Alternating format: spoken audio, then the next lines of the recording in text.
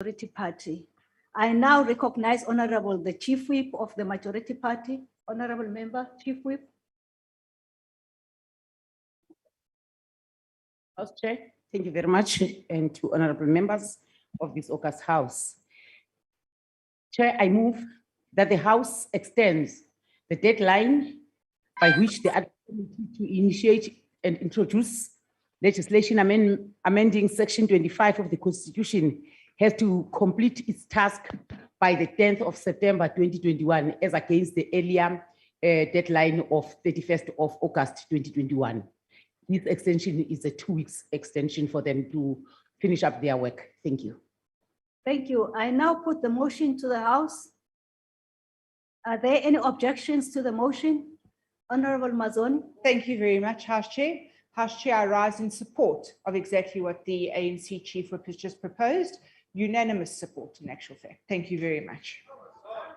No objections, the motion agreed to. Honorable members, the next item on the order paper in members is the member statements. Does any member from the ANC wish to make a statement? ANC?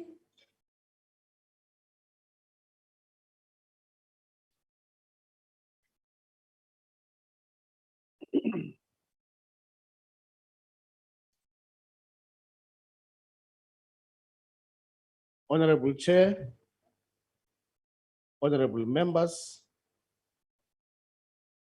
the ANC commends our government for taking decisive action to secure the livelihoods of millions of people who have been threatened by both the coronavirus pandemic and looting, and damage to social and economic infrastructure in both KwaZulu-Natal and Gauteng.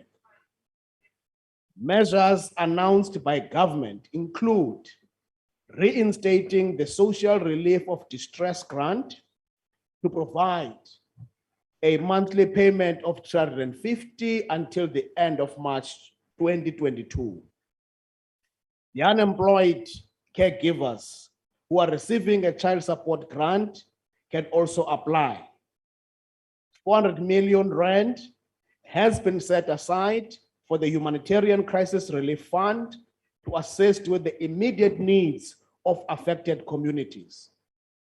2.3 billion has been put aside to support small businesses that are not covered by SASRIA to ensure that they reopen as quickly as possible. We are pleased that our government has also reprioritized funding for small business and micro enterprises affected by the pandemic through a once-off business survival funding mechanism. This will go a long way in creating jobs and reducing hunger and poverty. I thank you.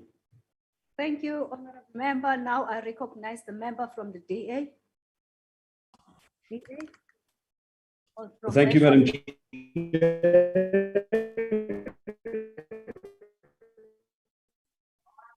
Honorable member, I'll suggest that we switch off your video so that you can be audible.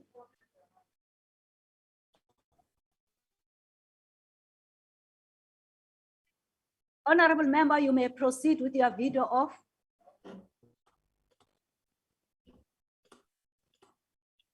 Thank you, Chair. I'm proceeding without my video, if that's in order. You may proceed, honorable member.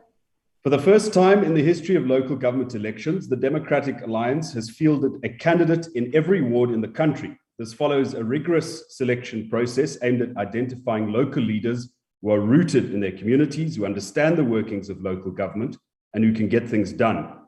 Most of the country's municipalities are edging from a service delivery crisis to a constitutional crisis. People elected to lead their communities are instead destroying them. The only way South Africans can reverse the decline and secure a steady, sustainable supply of water and electricity and other basic services is to vote for change. We need councillors and mayors selected not for their personality or their identity, but their ability to get things done. And that's the DA's offer. On Monday, the DA announced our candidates for the 5 major metros where we are already the biggest party or have a fighting chance of becoming the biggest party. Dr. Mpho Palazzi in Joburg, Randall Williams in Tshwane, Ngaba Banga in Nelson Mandela Bay, Refulwe in Tseke in Ekurhuleni, and Jordan Hill Lewis in Cape Town. These are the men and women who the DA believe have what it takes to secure the future of South Africa's cities. We challenge the ANC to do the same, to show us the men and women they intend to nominate to lead the metros so that communities can make an informed choice. I thank you. Thank you, Honorable Member. Now I recognize Member EFF on the virtual platform. Thank you very much, Chairperson. Today, South Africa's unemployment rate is the highest in the world. However, more than 11 million capable people willing to work, who will work today and make a difference in the economy, are sitting at home with no jobs. But these people are discriminated against. They are faced with neoliberal austerities and an incompetent administration of the ruling party. There is no clear, practical, or even rational plan on the table to show where jobs will come. The Minister of Trade and Industry continues with some imaginary industrial strategy that only he understands and can see the results. COVID-19 has destroyed very little manufacturing that had already remained hanging by a thread. As we speak today, there is no manufacturing to talk about. Factories that used to produce goods are now ghost towns. Anyone manufacturing goods in South Africa is doing it at a very high risk, with little return and no sustainable jobs. They are in a fight alone, and the fight also continues against failure by the government to support them. What is even more painful is that women, and Black women in particular, suffer the most exploitation and discrimination. The unemployment rate of Black women stands at 41%. Black women in this country continue to work as hard as the backbone of the capitalist economy, but receive nothing but gender-based violence. The Minister of Trade and Industry, with Mr. Cyril Ramaphosa, has gone around since 2018 telling people that there are investors in this country. We are told that there's a presidential envoy led by Mr. Trevor Manuel that goes around the world selling. Honorable Member, your time is up. Thank you. Now I recognize the ANC. ANC. Thank you, House Chair. We have noted the recent changes in the national executive of our democratic government by His Excellency President Cyril Ramaphosa and the appointment of Honorable Enoch Godongwana as a new Minister of Finance with appreciation. We also wish former Minister of Finance Tito Mboweni well, and we know he will continue to serve the country in various capacities. We further note that the strategic role that Minister Godongwana has played as an ANC-NEC Economic Transformation Subcommittee Chair and providing leadership and guidance to the organization and the economic sector. He is knowledgeable on matters related to the economy. In affirming our confidence in Minister Enoch Godongwana, we call upon all sectors, organs, and institutions of our civil society to support all measures that seek to stabilize our fiscus, especially those that are pro-poor and aimed at creating better conditions of service in the working class, as well as affording conducive environment for the business sector to strive in ways that create sustainable jobs where there is relative political stability and policy certainty. I thank you, House Chair. Thank you, Honorable Member. Now I recognize member of the IFP from the virtual platform, IFP. Thank you very much, Honourable House Chairperson. Honourable House Chairperson, another Women's Month is drawing to a close, and tomorrow the National Assembly will host yet another Women's Parliament. But sadly, each year as Women's Parliament approaches, we mourn the many women we have lost due to our gender-based violence pandemic. Reva Steenkamp, Uyunene, Anine Boysen, and tragically tomorrow, many will remember the life of the late Nosiqhelo Mthebeni. 2 years ago, President Ramaphosa came to this House and pledged that government will allocate 21 billion for the fight against gender-based violence and the implementation of the National Strategic Plan. However, gender-based violence continues to ravage our communities, while the recent horrific crime stats indicate an increase in gender-based violence. It is clear that the NSP isn't working. To make matters worse, our country now has the highest unemployment rate in the world. According to Stats SA, women remain the most likely to be unemployed and do unpaid work.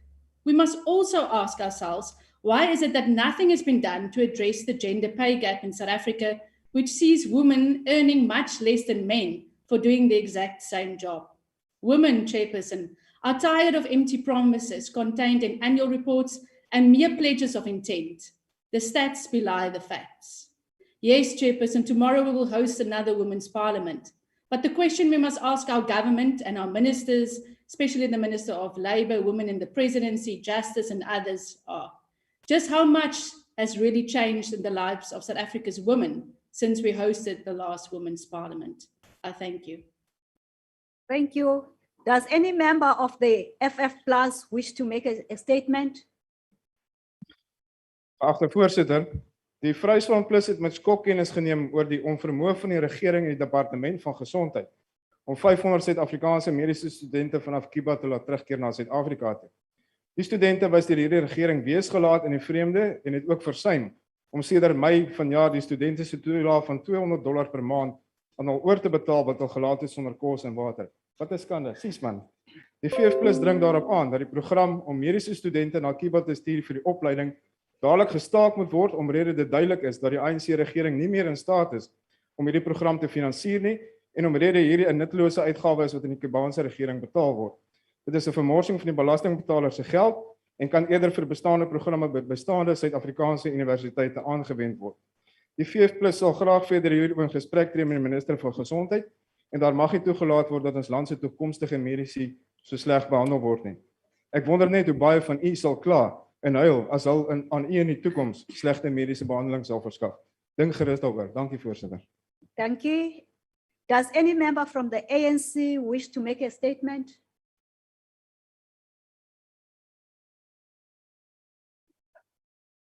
Thank you, House Chairperson. The ANC welcomes the approval of the biotechnology company Cape Bio by the regulators to manufacture COVID-19 rapid test kits. We believe the test kits co-developed by Cape Bio and CSIR will help to reduce the country's reliance on imports, making it easier for the country and the rest of the continent to gain speedy access to test kits. This is a massive achievement in the national response to the pandemic and a significant milestone for our country. As the highly infectious Delta variant continues to drive South Africa's third wave of COVID-19 infections, testing has become increasingly important. The more testing is done, the easier it is for a country to track the virus, identify clusters, and act accordingly. This latest development is part of a concerted effort by the Department of Science and Innovation and its partners to build local capabilities to respond to viruses like COVID-19. We understand that the first batches will be available for local market uptake before the end of August 2021. The ANC believes that this is a significant breakthrough that confirms the importance of collaborative work between the public and private sectors to fast track the rollout and uptake of South African technologies. Forward, so with social compacting forward. Thank you so much, Chair. Thank you, Honorable Member. Does any member of the DA wish to make a statement? Thank you, House Chair. The residents of Tembisa are forced to queue in freezing cold conditions while accessing social services at the South African Social Security Agency offices in Rabasutu in Tembisa. They are also crammed in a small room like sardines when it's raining. The building that is used to provide social services is not conducive to render such services for a large area as Tembisa 1. The office in its current state has a potential of becoming a super spreader of the COVID-19 pandemic due to overcrowding and lack of social distancing. In response to a question that was asked by Ms. S.P. Kopane in the National Assembly 6 years ago, the department stated the following: the Tembisa office will not be upgraded by SASSA as the Ekurhuleni municipality has confirmed that the building is earmarked for upgrade within their urban renewal program. 6 years later, no such upgrading has happened, and SASSA clients and employees have to expose themselves to a risk of contracting COVID-19 on a daily basis. This is one of many incidents that the supposed to be carrying African National Congress government is subjecting South Africans to. The Democratic Alliance will exhaust all oversight mechanisms to fight for the rights of the residents of Tembisa until they are treated with the dignity they deserve. Thank you, House Chair. Thank you, Honorable Member. Does any member of the UDM wish to make a statement? UDM? Thank you very much, House Chair. The United Democratic Movement is concerned about the massive gap which the coronavirus pandemic has exposed and worsened between the rich and poor learners in South Africa. COVID-19 has had a long-lasting effect on the country's education system, more especially those on lower quintile schools, which have been severely affected by it due to lack of access to digital resources. In lower quintile schools, learners attend only about 2 to 3 days a week due to shortage of classrooms, which make it impossible for them to maintain physical distance. This affects, obviously, their ability to attend classes physically, as they do not have online resources to be able to attend classes at home.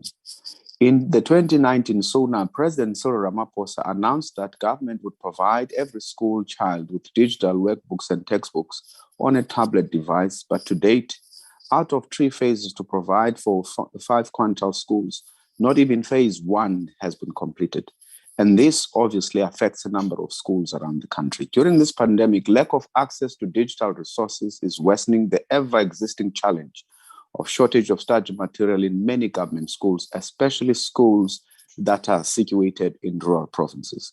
Students, the challenge is that then these very same students are expected to apply for the same opportunities and be subjected to the point systems in institutions of higher learning, while they have not been given a fair opportunity to be able to prepare themselves adequately for that step.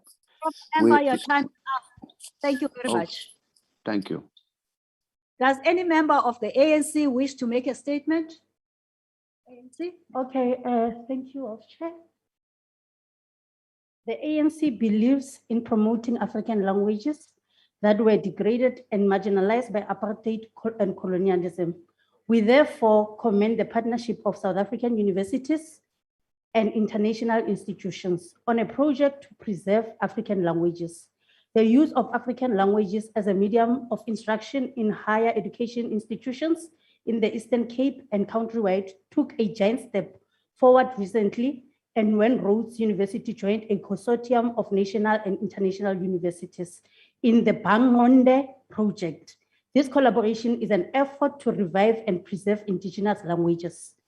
The project is called Bangonde and is funded by the European Union. Its aims is to facilitate, promote the use of indigenous languages, mediums of instruction at higher education institutions in South Africa, and advance the objective of language policy framework for public higher education institutions. The literary meaning of the word Bangonde is let them understand in the Nguni languages. Other South African universities involved in the project are Northwest Universities, KwaZulu-Natal University, and the Western Cape. Salamanca University in Spain, Trinity College in Ireland, and University of Netherlands are the 3 European institutions taking part in the initiative. We believe that projects like this one are a step forward to the restoration of dignity and parity of esteem of indigenous languages, and it should be commended. I thank you, Chair. Thank you, Honorable Member. Does any member of Good wish to make a statement from virtual platform? Yes, thank you, House Chair. On behalf of Good, I would like to take note the crime statistics released by the Honorable Minister of Police, Becky Cele, to point out the high crime rates regarding gender-based violence. The Minister needs to start addressing the root cause of crime by ensuring professional policing work hard with effective social services and social development. People in communities live in fear, and recently a young South African lady, Nosiselum Tebeni, is proof of this when her body was found mutilated in a suitcase in East London. A society cannot thrive if we are plagued by crime where children, women, and youth fear for their own safety. Women and children are both the future of a good South Africa, where its citizens can enjoy the freedom ensured within the Constitution of our country. We call on the Honourable Minister to act urgently to ensure an effective relationship between social services and social development in all three spheres of government. Thank you. Thank you, Honorable Member. Does any member of the ANC wish to make a statement? ANC?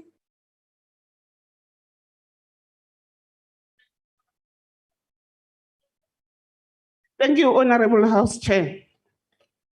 On the 1st of August 1936, the South African Broadcasting Corporation was established through an Act of Parliament. The SABC was a radio service until the introduction of television in South Africa in 1976. The SABC has served South Africans as the primary news and information provider through its radio and television channels for 85 years. Many of those years, the SABC served as a state than a public broadcaster for the apartheid government. On the 4th of February 1996, 2 years after the first democratic elections, the SABC reorganized its 3 TV channels to be more representative of different language and cultural communities in our country. After 1994, SABC started to play a key role in promoting democracy and social cohesion. With the many TV channels and radio stations the broadcaster has, it provides listeners and viewers access to compelling content in their preferred language.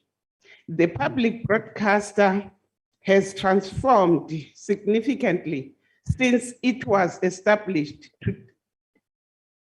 Today, the public broadcaster, which currently puts 19 radio stations and 6 television channels. Thank you, Honorable Member. Your time is up.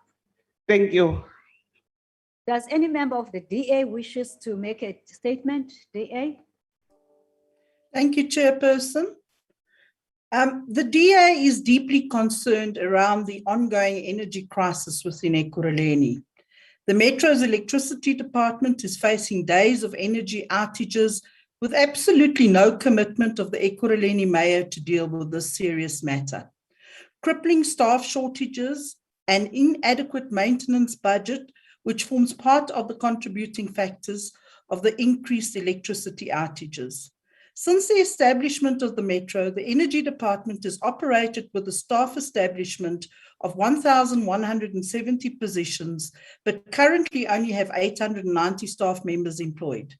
This structure is still in place despite the growth and development of the city. In terms of the nurses specifications, Ekurhuleni should have 1,600 positions on their current structure. It is currently 60% short-staffed.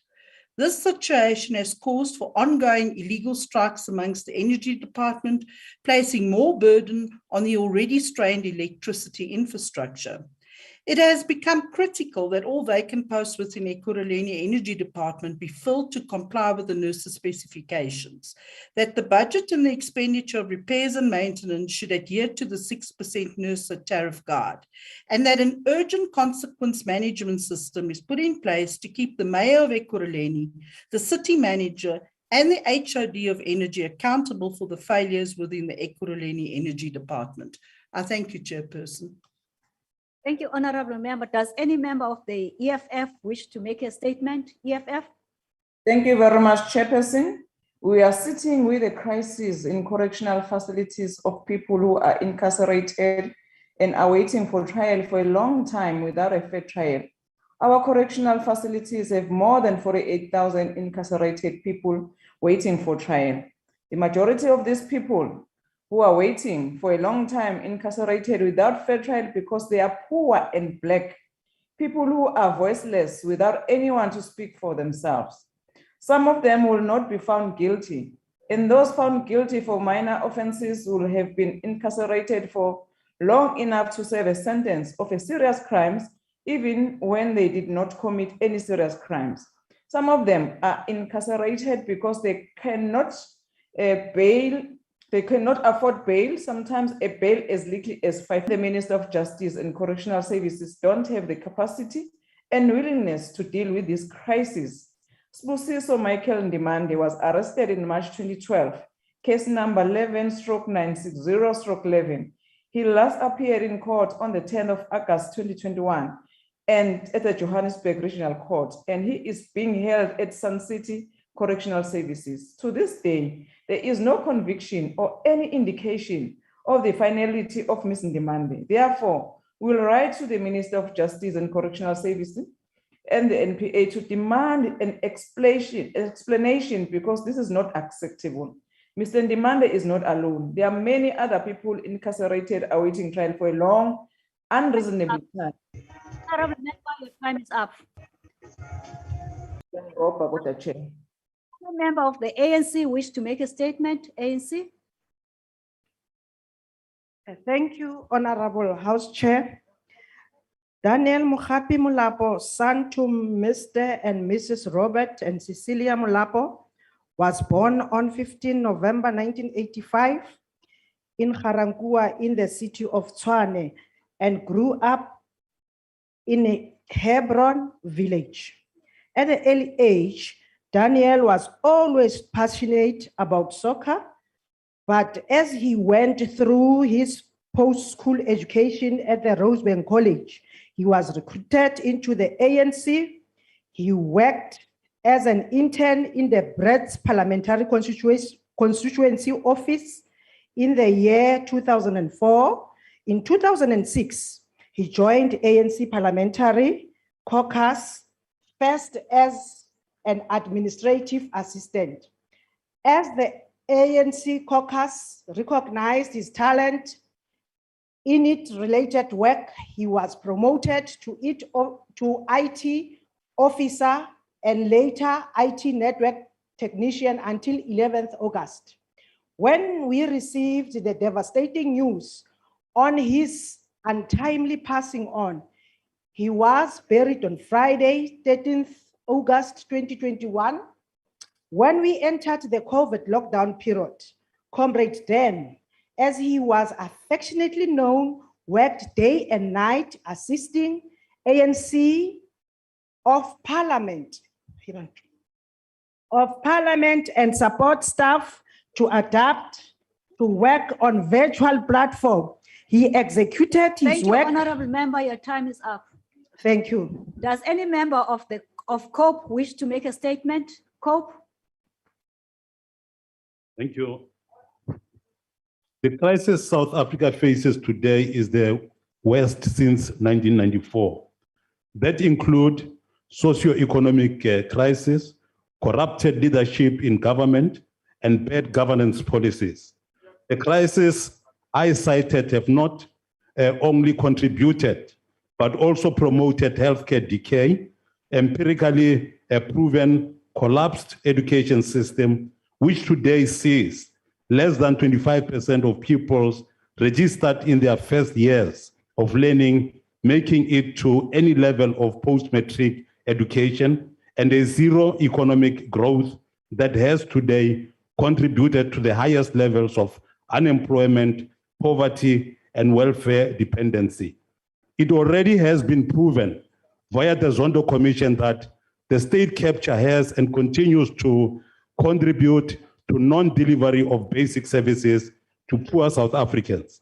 It already also has been proven that those who are responsible are men and women from the ruling party, particularly those who occupy the highest levels of political power. The ruling party continues to daily downgrade our constitution and promote racism and ethnicity. Without doubt, ANC has failed the people of South Africa. Does any member of the ANC wish to make a statement? ANC? Namiddag, voorzitter.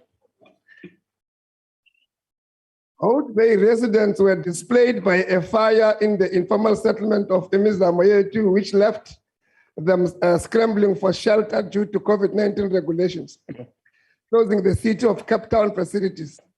Around 80 homes were destroyed and 300 people were displaced. Due to COVID-19 protocols and policy, no city facility can be utilized for immediate shelter, but the city frequently used to permanently accommodate those affected by a disaster in a community hall while they rebuilt their homes.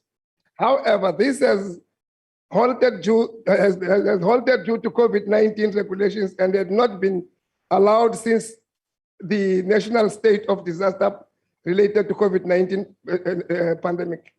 Many of those who lost their homes in the fire were left with nowhere to go. There appears to be a plan of when there appears to be no plan when they will be able to rebuild those houses. The city no longer supplies starter packs, starter kits, and while some will get donations to rebuild, others are unemployed. The better part of these affected do not have anything to support themselves. We thank the gift of the givers for their support and for providing hot meals to these victims. Following the blaze and the 300 blankets to help the affected people. We want to recommend that these voters of Western Cape that are struggling Thank under you, the Honorable DA, Member, your time is vote up. for the ANC in the local government in coming.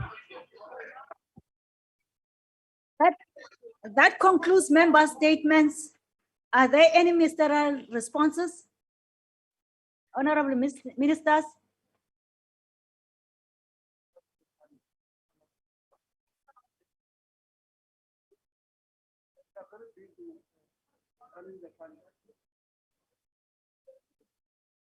Honorable Ministers on the platform, any responses?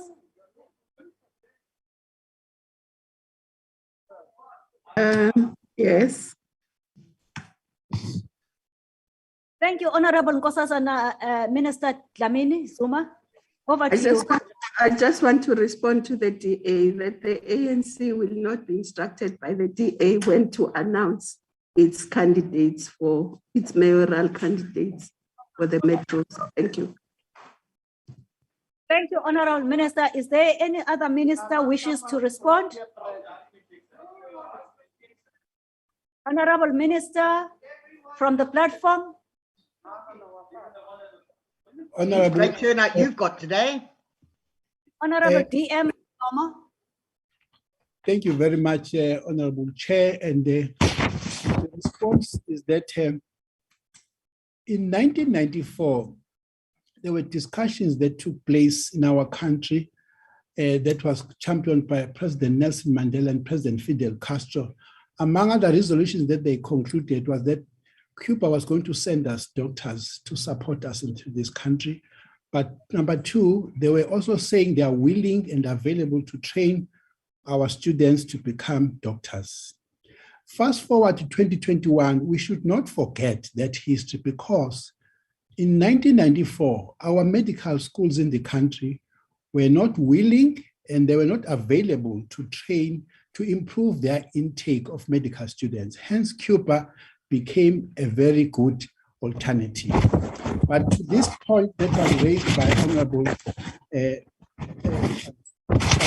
that 5 years ago, the department decided that the final year students who are doing 50 in Cuba will be taken straight from Cuba, coming home, not via Spain or France as it used to happen, but get a direct flight. But in the beginning of this August, students showed reluctance to come back home, having not received their stipends, because they said that we have been here in Cuba, there are certain things we want to buy and take home. Please, can you pay us our stipends? The government did accordingly send the money, but there were countries in this world who blocked the money to reach Cuba. The government had to send the money again via DECO, and part of that money was received by students, but we were anxious because they were getting late to come back into the country to continue their final year training. But that matter has been resolved. Half of our students did receive their stipend while in Cuba, but as soon as they landed into our country, yes, they were then given the stipends. 424 students have since returned in two chartered aircraft. The last group arrived on the 9th of August, and they are now supposed to be getting to the various universities, getting their orientations to then receive the final year teaching. So the Cuban program will continue by our government because this was the only country available ever to assist us when we needed doctors to be sent into the far-flung areas of our country. Thank you, Chair. Thank you, Honorable Deputy Minister Lomo. Any other ministerial response from the virtual platform?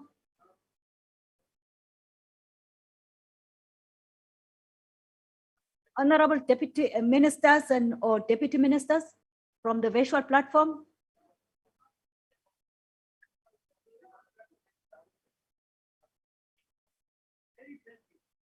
Honorable members, that concludes ministerial response. Chairperson. Before that, there is any Honorable Singh. Singh, yeah, Chairperson, I'm not a minister yet, but we just want you. We want you to know, Chairperson, that Honorable Singh, just hold on. You Okay. must raise point of order, or you must indicate that you would like to speak. Okay, And, a point of order, please. Then you will follow other hands that have been raised already. Okay, I can't see hands. Yeah, you'll follow because Honorable I'm Mazzoni. standing, so you can see my whole body, Honorable Singh. Honorable Chairperson, I would like to please note, and this has to be brought up in the Rules Committee and in the Chief Whips Forum, that once again, we have had a lack of ministers or deputy ministers answering questions. We have discussed it amongst us that this is a unilateral, it's a universal problem. And I know that my colleagues in the ANC are equally as embarrassed as we are when there are no ministers to answer. And I don't think it's fair of us to blame the ANC members who are in fact at work today doing their job.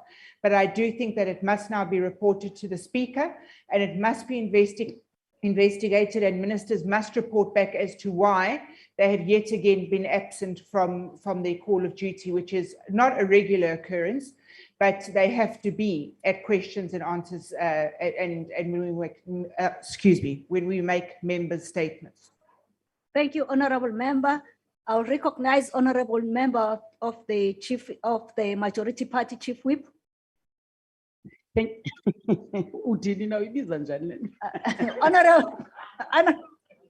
Honorable Chief Whip. Thank you very much, House Chair. House Chair, I stand to further make commitment, but making that commitment in an embarrassed way. That members of the executive, they have parliamentary program. They know when is the date scheduled for questions, when is the date scheduled for statements like today. And they are expected to respond from wherever they are. And we are going to take up this matter in seconding what the Chief Whip of the DA have said.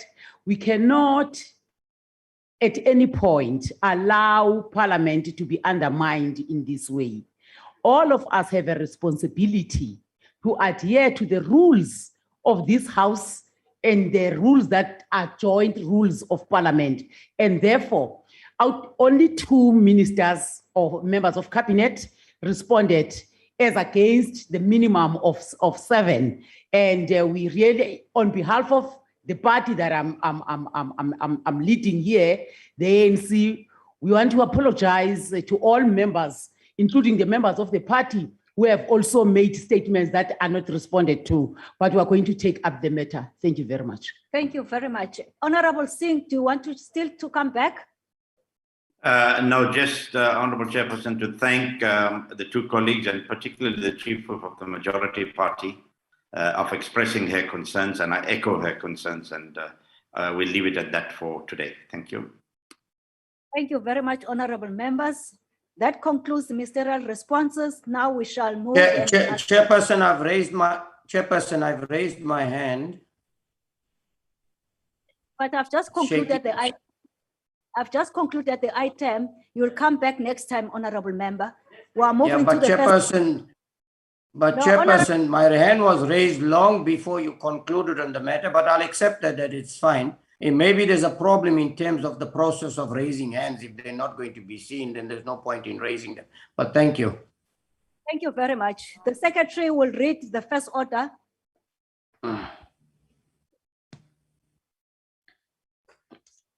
Consideration of report of Portfolio Committee on Higher I'm not Education sure why they're making and Technology on oversight visit to National Student Financial Aid Scheme, NSFAS. I will now call upon Honorable N.T. Mkhatshwa to introduce the report from the chamber. Honorable Mkhatshwa.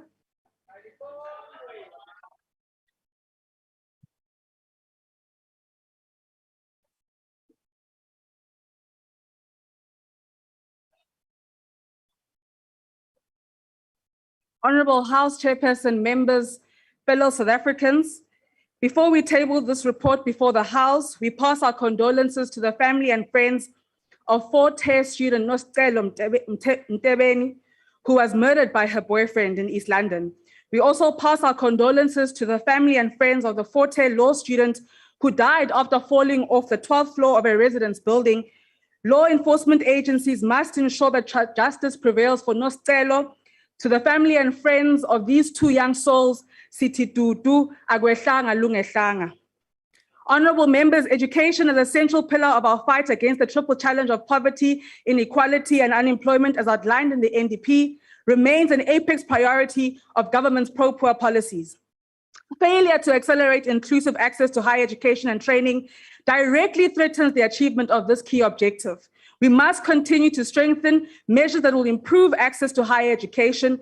Entities such as the National Student Financial Aid Scheme are quintessential and must function optimally. This committee has prioritized playing an oversight role on NSFAS, considering the ongoing challenges of delivery by the entity. The entity was under administration from 2018 to 2020.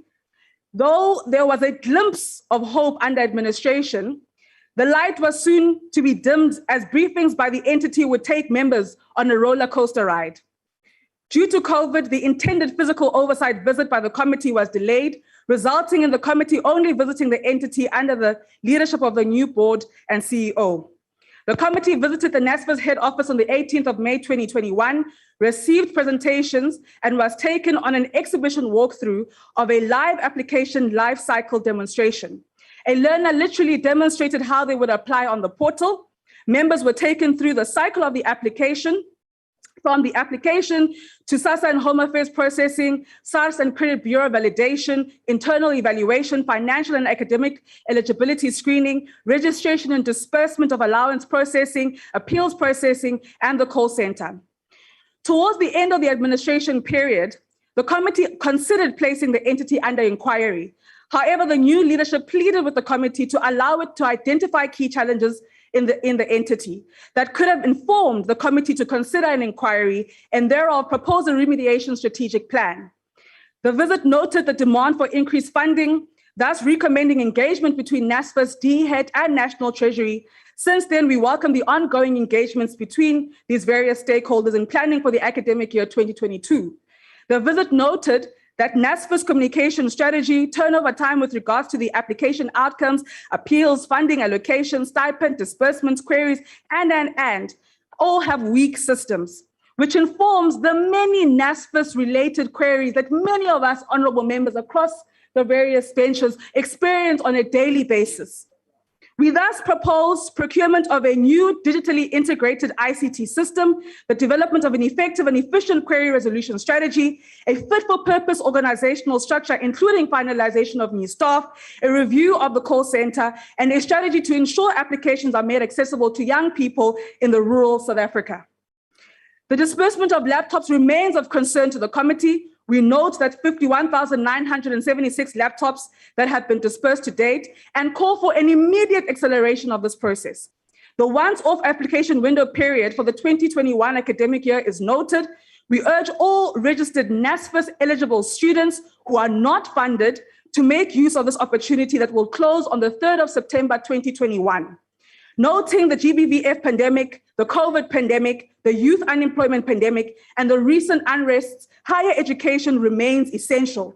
So once all these systems have been reviewed, systems procured, budgets increased, what remains pivotal is for people, for human beings, to have the conscious conviction to ensure that NSFAS functions and that no student studies hungry because someone failed to press a button that will disperse allowance.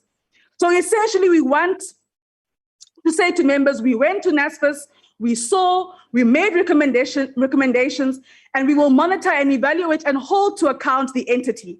If it means, Honorable Chief Whip, we must camp at the NSFAS offices because we refuse to find ourselves in a who's fooling who scenario once again. If it means we must camp because we refuse to normalize annual student protests on funding as if we don't know that students need to go to school every year, it means we will do so. And lest we be accused of mandate creep and encroachment, perhaps we must be accompanied by the DMCA or the DPME. The next time we table a report on a NSFAS oversight visit, we must talk about a clean audit. We must have 100% laptop disbursement. We must have a timelessly functioning funding disbursement model. Abantu abangafuni ukusebenza mabathele mabasdedele siqhube thina ngalo mshini. Thank you, Honourable This report is Member. tabled Your before the time House is for up. consideration and adoption. Siyabonga sihlalo. Thank you very much. I will now recognize political parties' wishes to make declaration. The usual time for declaration of votes will apply. Honorable member from the DA, from the virtual platform.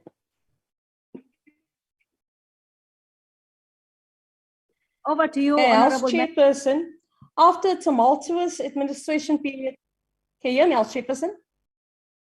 Yes, we can hear you. After a tumultuous administration period, the NSFAS board was appointed in January 2021. The oversight attended by the DA and ANC members were to hear their plans and to observe the system's operation of NSFAS application processes. A walkthrough exhibition was set up for the committee to evaluate applications, appeal process, TVET and registration updates, as well as how queries are being handled. From a glance, the process seemed flawless from an administration perspective. The new board vowed to address the dismal outcome of the audit report that was presented to NSFAS. From experience, we all know when something is too good to be true, it usually is. One would be wowed by the flawless process, but the reality is that students don't feel it on the ground. 52,992 university students and 93,532 TVET college students did not receive NSFAS funding this year. Nosikelo Mbeteni, may his soul rest in peace, as alluded to by the University of Fort Hare students who once such student who waited on NSFAS accommodation and meal allowance payouts. As we march to the East London courts in protest of a murder, Lovedale TVET college students in Khone out of desperation protested for NSFAS accommodation and meal allowances. Delays in funding decision and disbursement not only rob students of accessing institutions of higher learning, but also subject students to abject living conditions at the mercy of others when they are evicted from accommodation facilities. At the University of Free State, 64.5% of students are food insecure. And at UKZN, 55% of students from low-income families are food insecure. Research suggests that 30% of university students might be food insecure as compared to 26% of the population. Chairperson, at 8 a.m. this morning, I was alerted to the plight of a female University for the student who desperately needed sanitary pads and food to eat. As I address you here today, we managed to assist her and a few other students. Their NSFAS funding is still pending. Uncomfortable truth, yes. But these are the realities when NSFAS and institutions play the blame game with submission of rule. The number of funded students was 768,898 at a value of 35,620,380,912 rand, This was inclusive of the 7 billion shortfall from university and TVET college budget. The last time I addressed this House on NSFAS, I raised concern of the financial sustainability of the fund, given the unquenchable demand for funding at a time when our economic growth prospects are not good. This is also the major concern of the board, who labeled it as a ticking time bomb waiting to happen. Echoing the words of Malcolm X, education is the passport to the future, for tomorrow belongs to those who prepare for it today. The preparation for the sustainability of the entity can only be realized when the funding method is completely overhauled by setting up a national student fund, a contingency loan system that will provide assistance to the poor and working class, and also incorporate the missing middle, directing funding to those qualifications in high demand in the job market, a knock-on effect to lower the expanded unemployment rate, which stands at 44.4%. The Minister and NSFAS board knows this is the only viable option. And as we await the task team's report, which was due in June this year to the Cabinet, the unrealistic policy of free higher education will be kept alive just for election votes.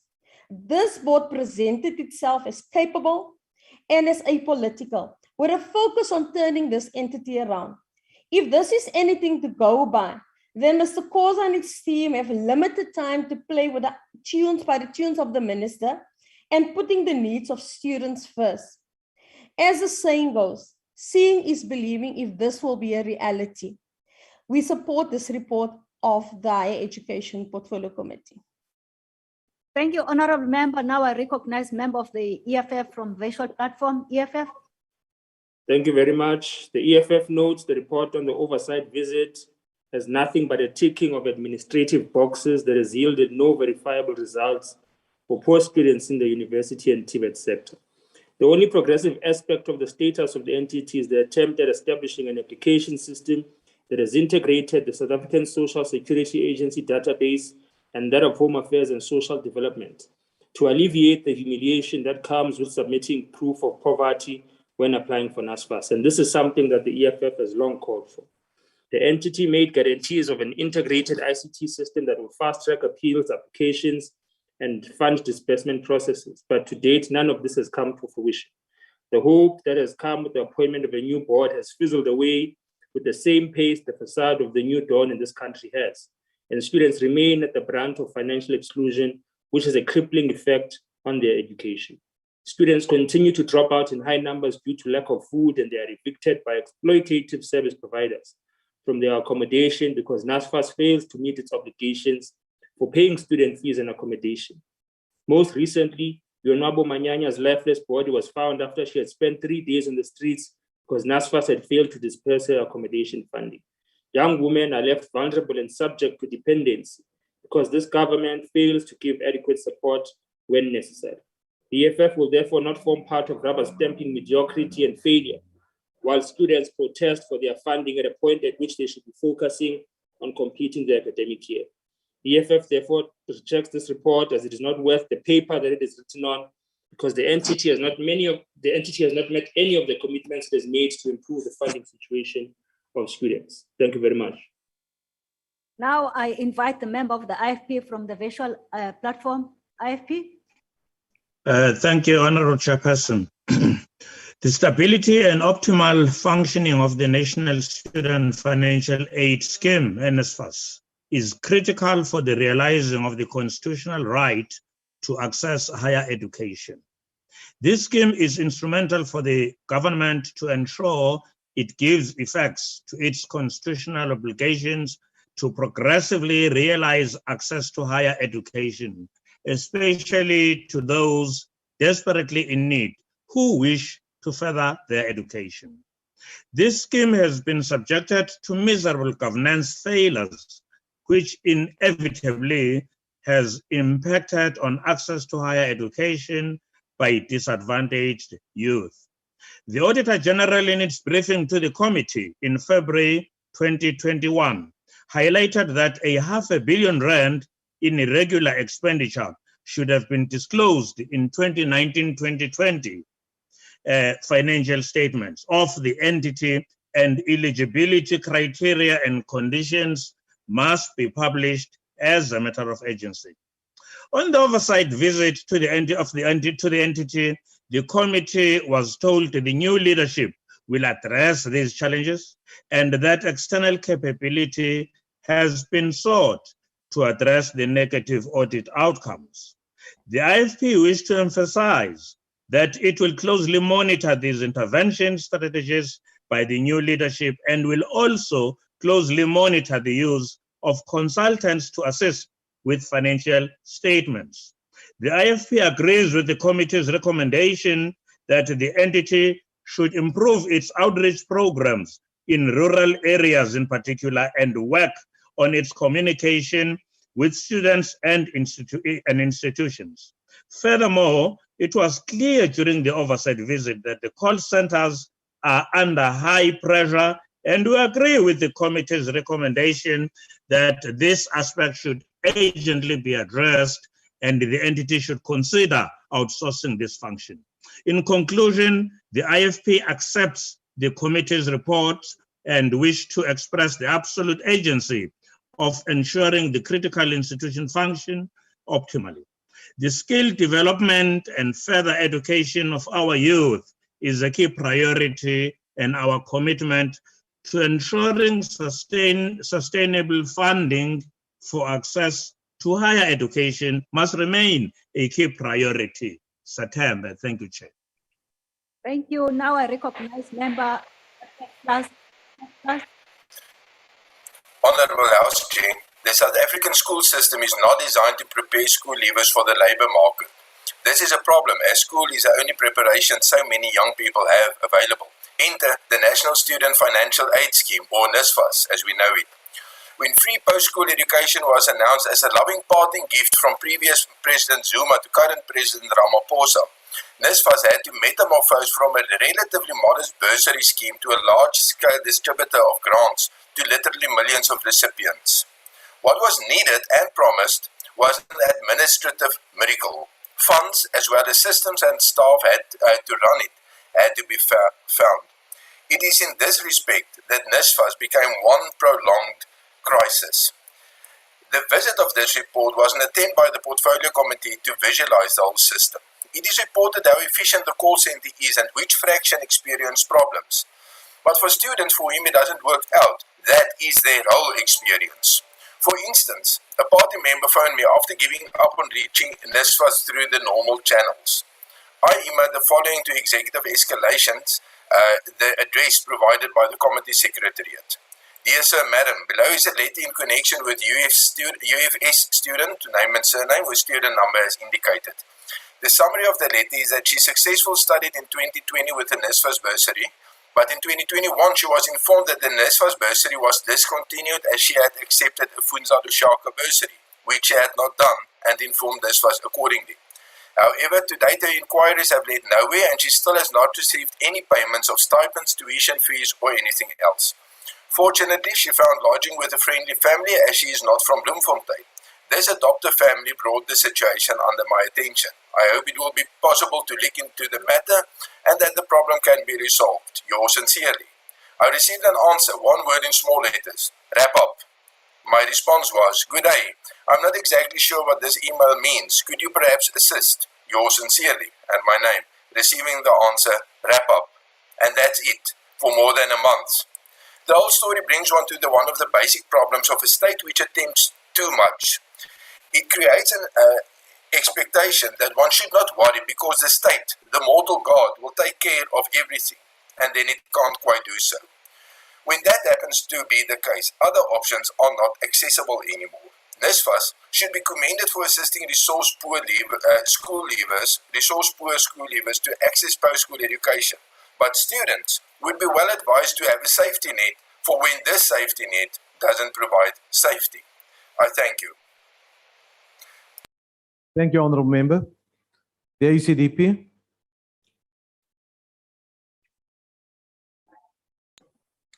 Is there a declaration from the... Thank you, Chairperson. The ACDP, in considering the report by the committee, notes the following. The NSFAS has a budget of 43 billion, a significant investment made by ordinary, hardworking, tax-paying South Africans to the transformation of our country. From the cleaner on the factory floor to the nurse in a hospital. The failure to honor their commitment is the biggest indictment against not only the executive, but the officialdom who manages these funds. The operational challenges as presented in the report are evidently seen where some communities needed to house and feed students who had lost accommodation due to late payments. The last couple of years have been a transparent roadshow on how not to manage public funds. It effectively contributed to the disgust and the negative light in which the general public views the government and its entities. We therefore welcome the expressed commitment to turn around the culture of poor performance, poor financial management controls, and remedial action to address operational deficiencies. We look at it with cautious optimism and hope. The ACDP further encourages that physical oversight by committees be increased in order to see the presented reports of entities and departments in real time.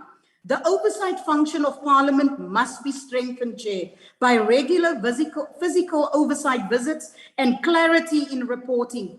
The death by PowerPoint modus operandi and just-in-time presentations must be challenged. The real-time consequences of poor contract management by government departments and entities and how it sustains the inefficiencies to meet critical targets and deadlines are the horrors we must leave in the past. South Africa can no longer afford it. The hour we find ourselves in demands that we do things with speed, especially in this entity. We also have to find consensus with the observation that emphasizes that funding should be on programs that speak to the need of our economy. The unemployment rate share of over 34% has to do with funding for skills development and training in critical sectors of the economy not being prioritized.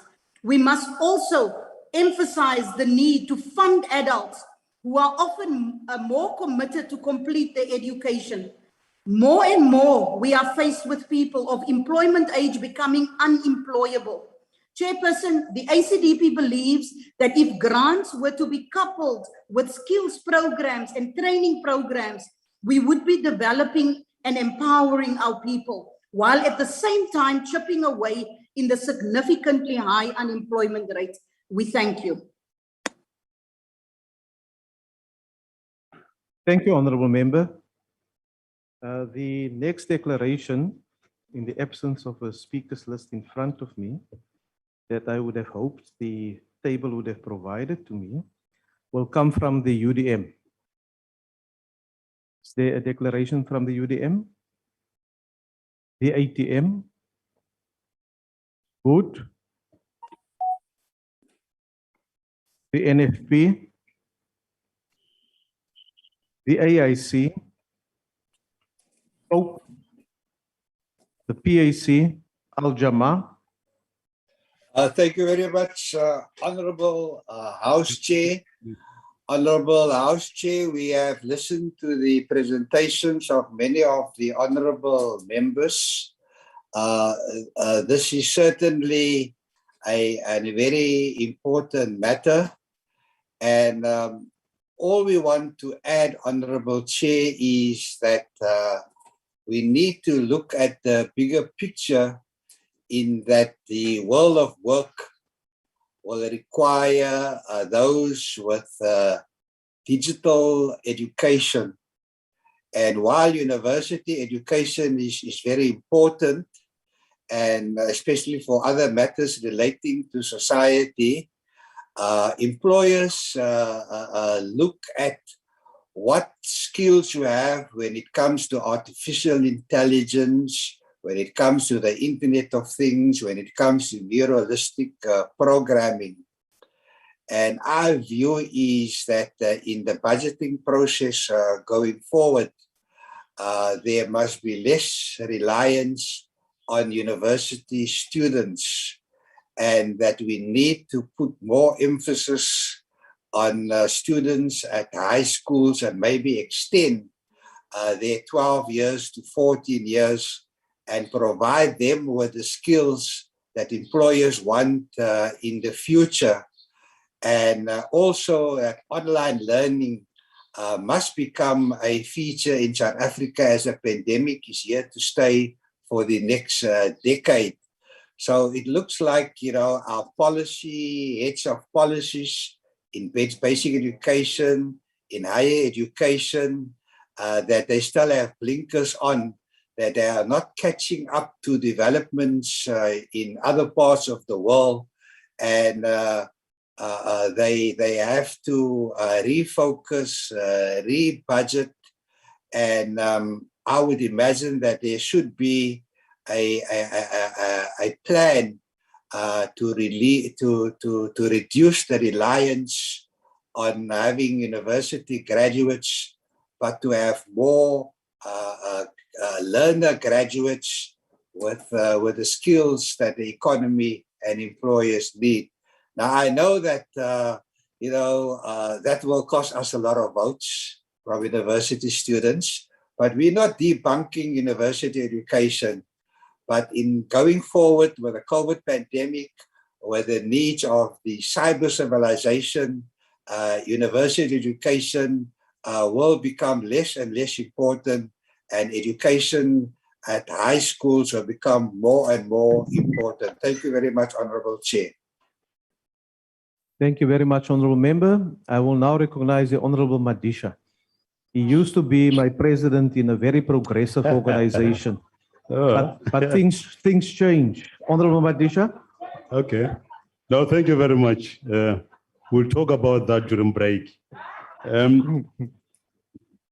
It is COP's position that given the milieu of poverty and unemployment faced by millions of the South African people, it has become literally impossible for hundreds of thousands of students to access practical skills and education from institutions of higher learning. It is against that background that COPE remains convinced that the allocation of and proper management of loans and bursaries must continue. I must say, yes, we have received the report, but I am not finding from the report an authentic evidence that there is proper management. For proper management, there must be an annual review of the identified criteria. Secondly, the review must be audited to assess total transparency and accountability by those who have been allocated the duties to perform. Now, I fail to find from the report that authentic and consistent audits are followed as required. Now, the absence of constant and quality audits are here to refer. Daily see thousands of students from poverty-stricken families dropping out because they can't pay for accommodation, they can't buy food, they can't pay academic fees in some institutions of higher learning where they are, although promises were made that it will be priceless for them to access education at those institutions. Now, given what I have raised, my question is, what next? There is a lot, of course, but I would say, for instance, the committee, as it goes out to check, look into, for example, the introduction of a free technical university education vis-a-vis the lengthening of the existence of the SETAs, for example.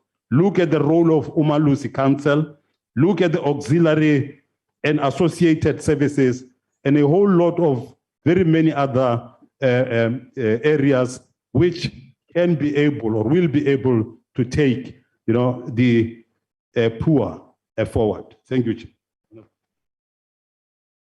Thank you, Honorable Member. The ANC.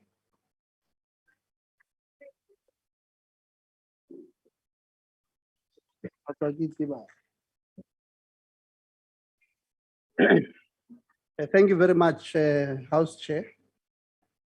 The NC rises in support of the report by the Portfolio Committee on Higher Education, Science and Innovation on its oversight visit to NSFAS. The ANC in its 54th elective conference resolved that vote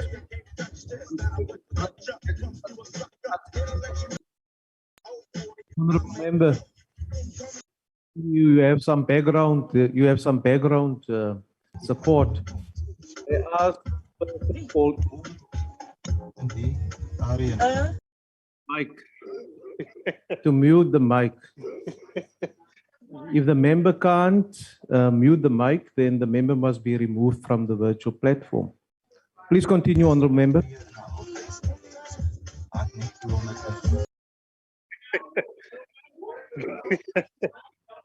May I ask the IT to remove that member from the platform? It's quite obvious the member is not in the meeting. Yeah.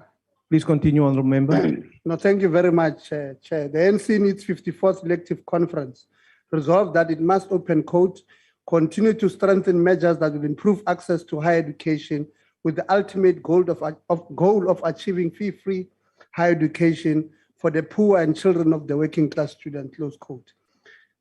In line with this resolution, the committee undertook an oversight visit to NSFAS head office to have an in-depth insight and deliberations regarding the state of the entity. NC wishes to commend the chairperson and the board for their honesty insofar as pointing out that the institution had challenges, acknowledging that some of which preceded the administration period, and that these challenges will require sustained firmness and decisiveness on the part of the board and its CEO. As the NC, having noted that NSFAS had pre-ordered some 120,000 laptops and only 51,976 had been delivered to date, we are concerned that the slow pace at which NSFAS has dispersed laptops to the poor and deserving students as a result of the COVID-19 pandemic that has forced institutions to resort to multimodal blended learning. This will have a dire impact on the poor student not being able to comply with the academic requirements due to them not having the necessary tools to complete their coursework. We urge the entity to expedite the disbursement of these laptops and take serious actions against companies that are not meeting their laptop delivery targets. Another area of concern was the high level of queries received by NSFAS from students complaining about outstanding allowances owed to them. It is known that the pandemic has severely predominantly impacted the poor and the working class families, so a delay of this nature by NSFAS further exacerbates the situation and further plunges students who come from these families into impoverishment. We implore the entity to speedily develop effective and efficient query resolution strategies as a matter of urgency. With the recent unemployment stats in the country that have hit a record high of 34.4%, as per the report released by SABC Quarterly Labor Force Survey, the entity needs to review the funding of courses or programs that are not relevant to the needs of the labor market. Programs that are funded by the entity ought to respond to the skills needs and assist in alleviating the triple challenges of poverty, unemployment, and equality. Moving closer to conclusion, we wish to call upon the entity to ensure that the recommendations brought forward in this report are adequately and timelessly responded to.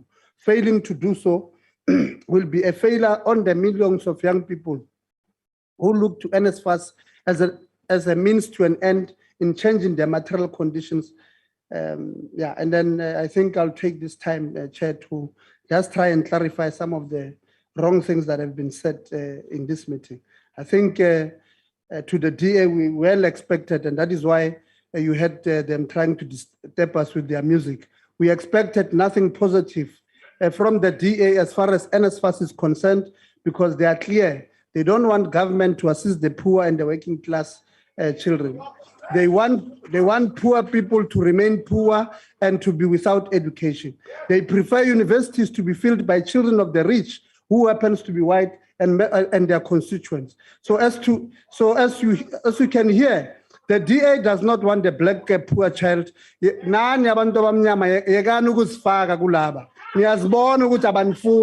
If you don't believe me, you can ask Musi Maimani, amongst others, who are many, by the way, who will verify this information.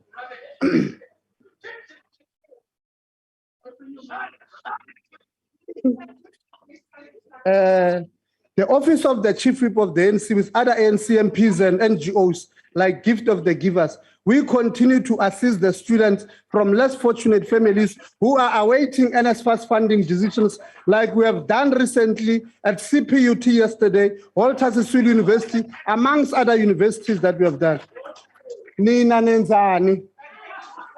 To the EFF, well, you are not there. We don't even expect you to understand what kind of things went through there. So that thing was not a box ticking exercise, but because you're EFF, we understand that you'll come here and grandstand. But next time, please attend so that we are able to debate from an informed position. To the Freedom Plus also, please attend, Papa, because Loena, you also do the same. You just sit at home there in that place in the Northern Cape or in Orania, and you don't attend. You come here, you just want to fight everything. To the ACDP, the IFP, Al Jama, COPE, and yourself as the DA, want to thank you for supporting this report, because at the end of the day, you know that we are doing a good job there. NSFAS is on an upward trajectory where they are changing. We are giving them enough time, because during the process of administration, we had a lot of problems. That is why this year a lot of systems tenders have been done. So they are now in the process of appointing, so that from administration, you know, we're able to resolve issues quickly. Thank you, Mazoni. We'll do so. You are lucky that your skin tone is a little bit light. If it was not, you'll not be saying that, because you'll be fired from that bench, as you know yourselves. You must ask people like Van Dam. No, I'm saying your skin tone agrees. But if you're Van Dam, if you're Musi, you know, Musi would be seated here today if he was not a little bit dark stone. So you can continue to make noise. So the DA, you can continue making noise. We are not going to, we don't suffer from peer pressure. We're not going to follow what you are doing because we're not leading anywhere. You can do as much as you want. You can bring us all your candidates. They will remain there. They will remain candidates. Then we are going to elections. The by-elections. A point of order, please. Member, your time has expired.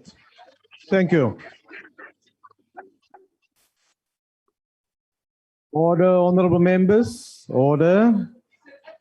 I now recognize the Chief Whip of the Majority Party. The Honorable Chief Whip. Duduzana is not part of the house, please. Don't talk about Duduzana here. And Chief Whip Duduzana is also not part of the order paper. Thank you very much. Let's focus on the order paper.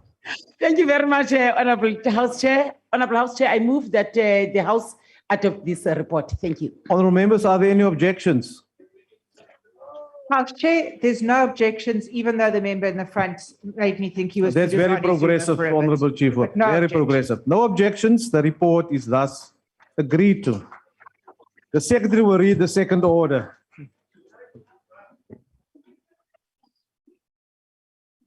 Consideration of report of Joint Standing Committee on the Financial Management of Parliament on Parliament of Republic of South Africa's 2019-20 annual report. I will now call upon the Honorable Mabe to introduce the report. I'm informed the Honorable Member is on the virtual platform. The Honorable Mabe. Thank you very much, Honorable Chairperson. The Joint Standing Committee on Financial Management of Parliament, in fulfilling its mandate by considering the annual report of the Parliament for the 2019-2020 financial year, reports as follows. Honorable Chairperson, let me start to welcome the unqualified outcomes with no material findings, which this Parliament has sustained for the past 6 years since 2013-2014 financial year. These clean audits are accompanied by non-incurring of material irregularities, which are irregular expenditure and unauthorized expenditure. In essence, for the entire Fifth Parliament, finances of Parliament were managed prudently.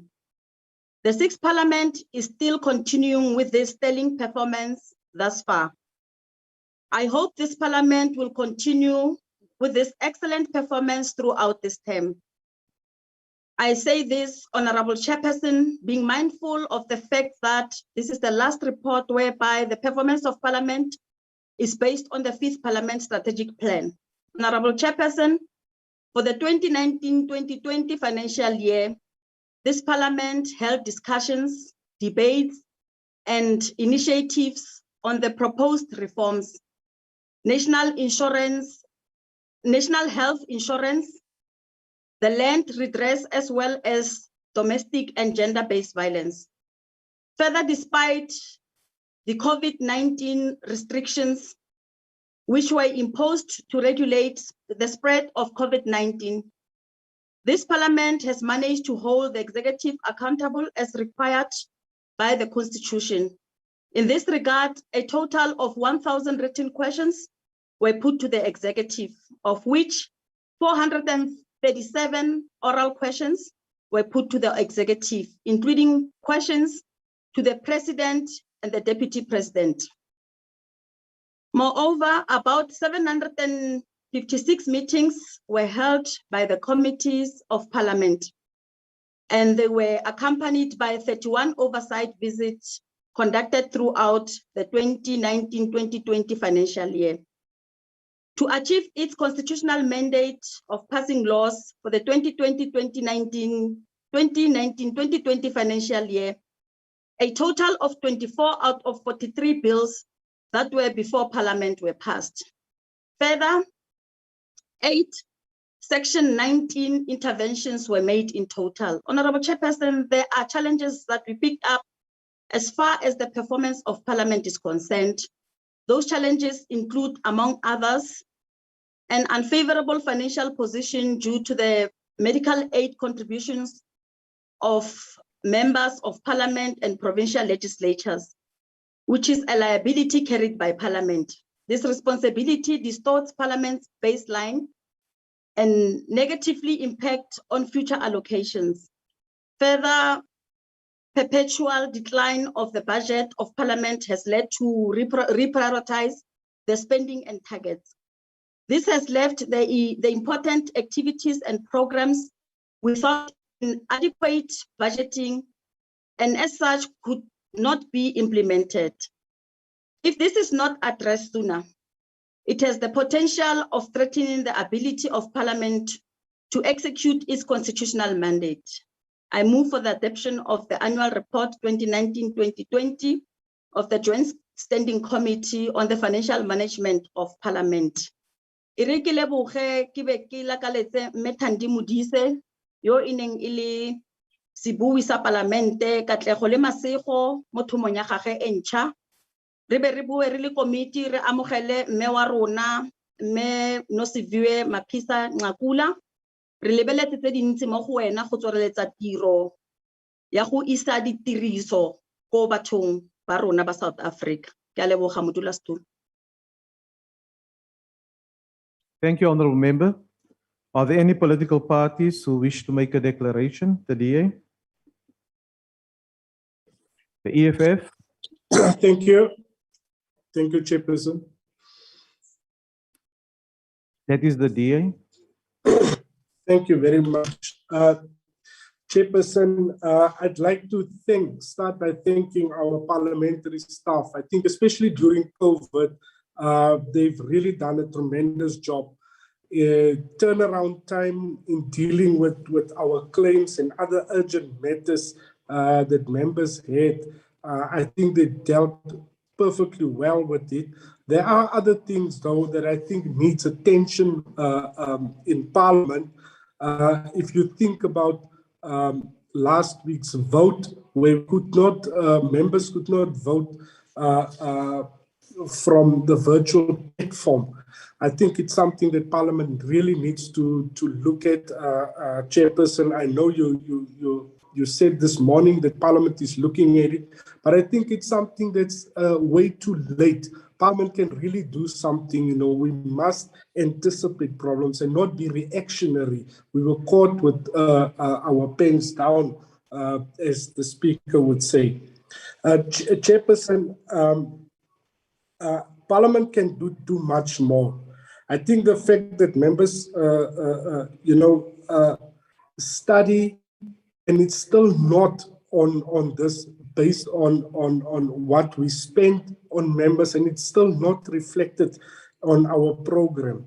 I think we are not bound by targets still in our annual performance. If we look at it, we are now away from the previous term, the targets of the previous term, and I would urge the chairperson of the committee, the co-chairpersons, let's get out and do our own thing now.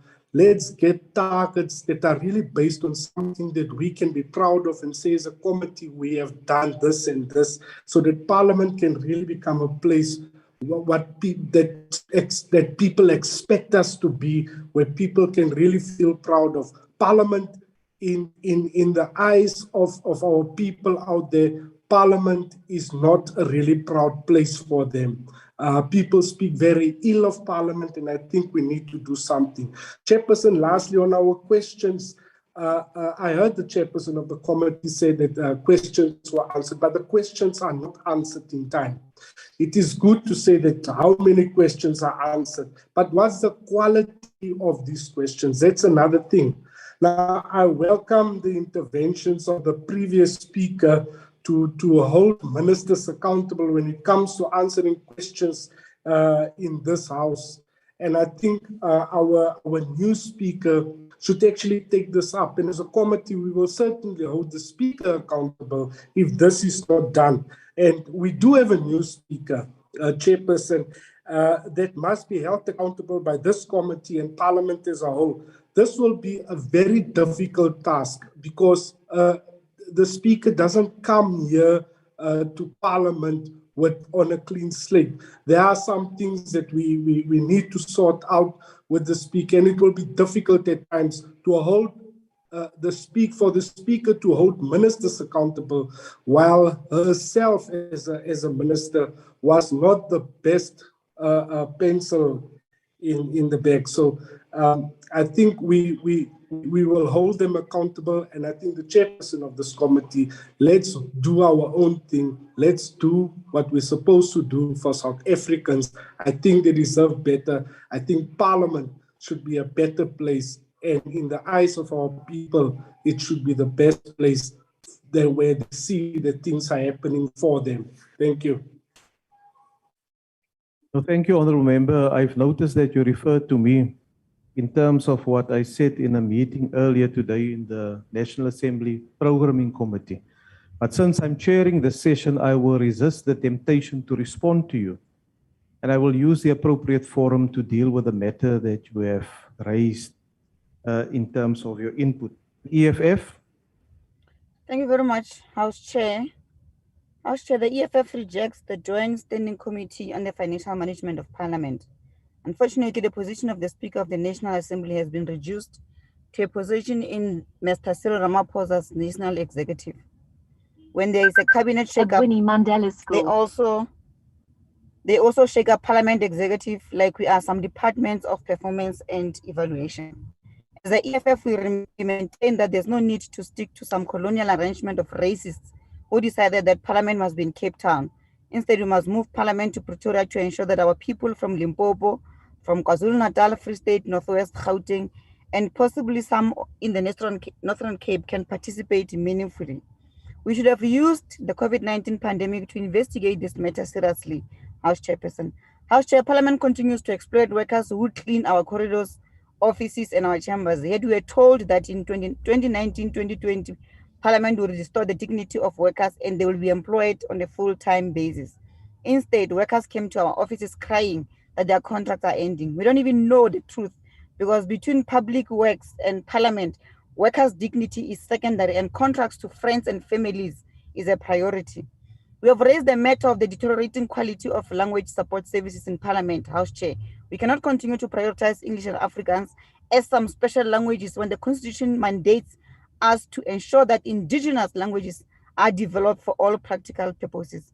Instead of building capacity, we have seen deliberate defunding of language services support. As a result, when our members ask for translation and other language-related services, they never receive support. But this is not shocking. The fact that the work of Parliament continues to suffer because of administrative challenges should not surprise us. When we have been acting in a strategic position for more than they should, these are the consequences. Why does it take so long to fill in the position of Secretary to Parliament? Why are we subjected to the ruling party's factional uncertainties when we need Parliament with proper administrative management? We'll be told that people are appointed from Lutulo House to Parliament to manage the cash flow crisis that are currently happening in the ruling party. Lastly, House Chair, why do we continue to behave as a department ourselves under government? We are lawmakers. We pass the appropriation bill and essentially are responsible for the allocation of South Africa's resources.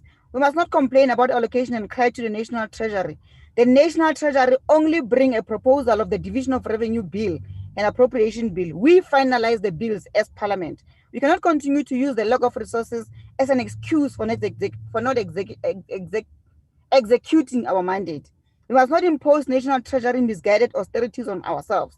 Instead, let's allocate sufficient resources for Parliament to carry out its mandate in a cost-efficient manner, including appropriate and cost-saving ways to accommodate members of Parliament, affordable medical aid for members of Parliament, and affordable accommodation. I thank you, House Chair. Thank you, Honourable Member. The next intervention will come from the IFP.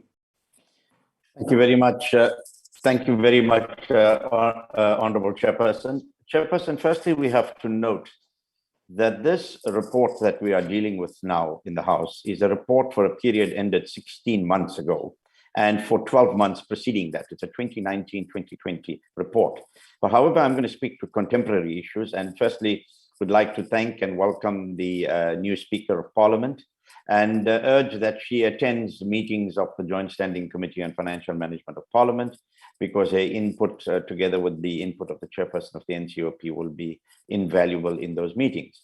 And I think one of the things that she needs to give attention to on an urgent basis is the appointment of a permanent secretary to Parliament. I think we've had Shakespeare and Hollywood for too long in the chamber, and Ms. Chawa is doing good work, but I think we have to complete the process that started with the interviews with the former speaker. Chairperson, the role of Parliament cannot be overemphasized, and the shortcomings of Parliament and the way we function were exposed at the Zondo Commission recently, wherein they spoke about its effectiveness and the oversight.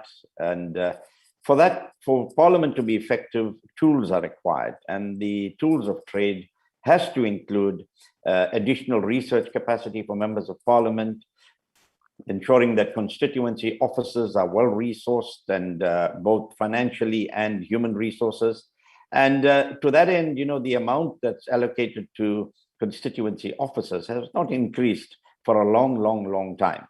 And now in the modern day, more MPs are spending time there. Chairperson, we want to welcome the unqualified audit outcome for the year under review and for the past 6 years. And our report highlights some areas that require attention, and I hope that will be attended to. We also want to welcome the appointment of a person in the Treasury Office in Parliament, and we hope that this will ensure that there's better communication and consultation between Parliament as an institution and the executive. And I want to agree with the Honourable Mautwe that, you know, we must not complain about underfunding. We control the budget as Parliament. We can reject, we can increase, we can do whatever. And I think we must not allow the executive, within reason, to just tell us how much money we should have and not. We need to hold them responsible. With regard to public participation, I think we can do a lot more with public participation and use more community radio stations and free-to-air TV access so the public out there know what we are doing and perceptions could change. I agree with the PARMED issues. It's been long on the table. A number of members complain about having access to just one medical aid. That's something we need to attend to. And I think the other issue that we really need to attend to is to deal with the remuneration for public office bearers, the Commission for Remuneration. I think they are a bit tardy in their responses and in dealing with the remuneration for parliamentarians, and this is something that needs to look at the entire package that we have. So all in all, we support the report. As I say, it's a very, very dated report, but let's hope in these new circumstances that we find ourselves, Parliament can live up to its standard. And I also want to thank all the officials of Parliament for the great work that they do in supporting us as members, including the presiding officers and yourself, Honourable Chairperson. Thank you. Thank you, Honourable Member. The next speaker will be from the FF Plus. Thank you, Honourable House Chairperson. House Chair, I want to re-emphasize what other members have said and the fact that the role of Parliament is at this stage extremely important. We know that a lot that has happened and transpired in the recent past is due to the fact that there has been and that there are a lack of effective oversight over the executive. And that all of us collectively should take responsibility of. The fact, and I want to re-emphasize, that questions are not answered, and when they are answered by the executive, it's usually out of the prescribed time frame, and the quality of those answers are also lacking. We should address that, House Chair. We should also note the importance of oversight visits, and that currently we are failing, where oversight visits are really not effective, where it's actually just where people go to a certain place, but there was actually no reason for everybody to travel there because it wasn't an effective oversight visit. Chairperson, I also want to emphasize the fact that there should be action with regards to the number of vacancies, the acting positions, and that should be filled. I also want to, on behalf of the FF Plus, thank the parliamentary staff who does a lot with little to actually assist us and to ensure that there is effectiveness in many ways. Also, I want to thank the presiding officers, including yourself. Thank you, Honourable House Chairperson. Thank you, Honourable Member. The next intervention will be from the ACDP. Thank you, House Chair. House Chair, the ACDP would like to start by thanking the Speaker, congratulating the new Speaker and the presiding officers, and of course staff, all staff of Parliament for their very hard work, particularly during this difficult time of COVID-19 with all the virtual sittings, and the committee staff as well that have gone beyond the call of duty in providing the committees with necessary information and setting up the virtual platforms. We welcome the unqualified audit outcome for this period with no material findings. And of course, we as Parliament can be correctly proud of this achievement, which has been for the past 6 financial years. Now, this report, as the previous speakers have indicated, goes to a certain period, 18 months ago. But what is of importance is to note in the report that there's a reference to an underachievement in respect of the percentage of people aware of Parliament's business. This must surely be a matter of concern to all of us as parliamentarians. Only 23% of those who participated in the survey were satisfactorily aware of what Parliament does.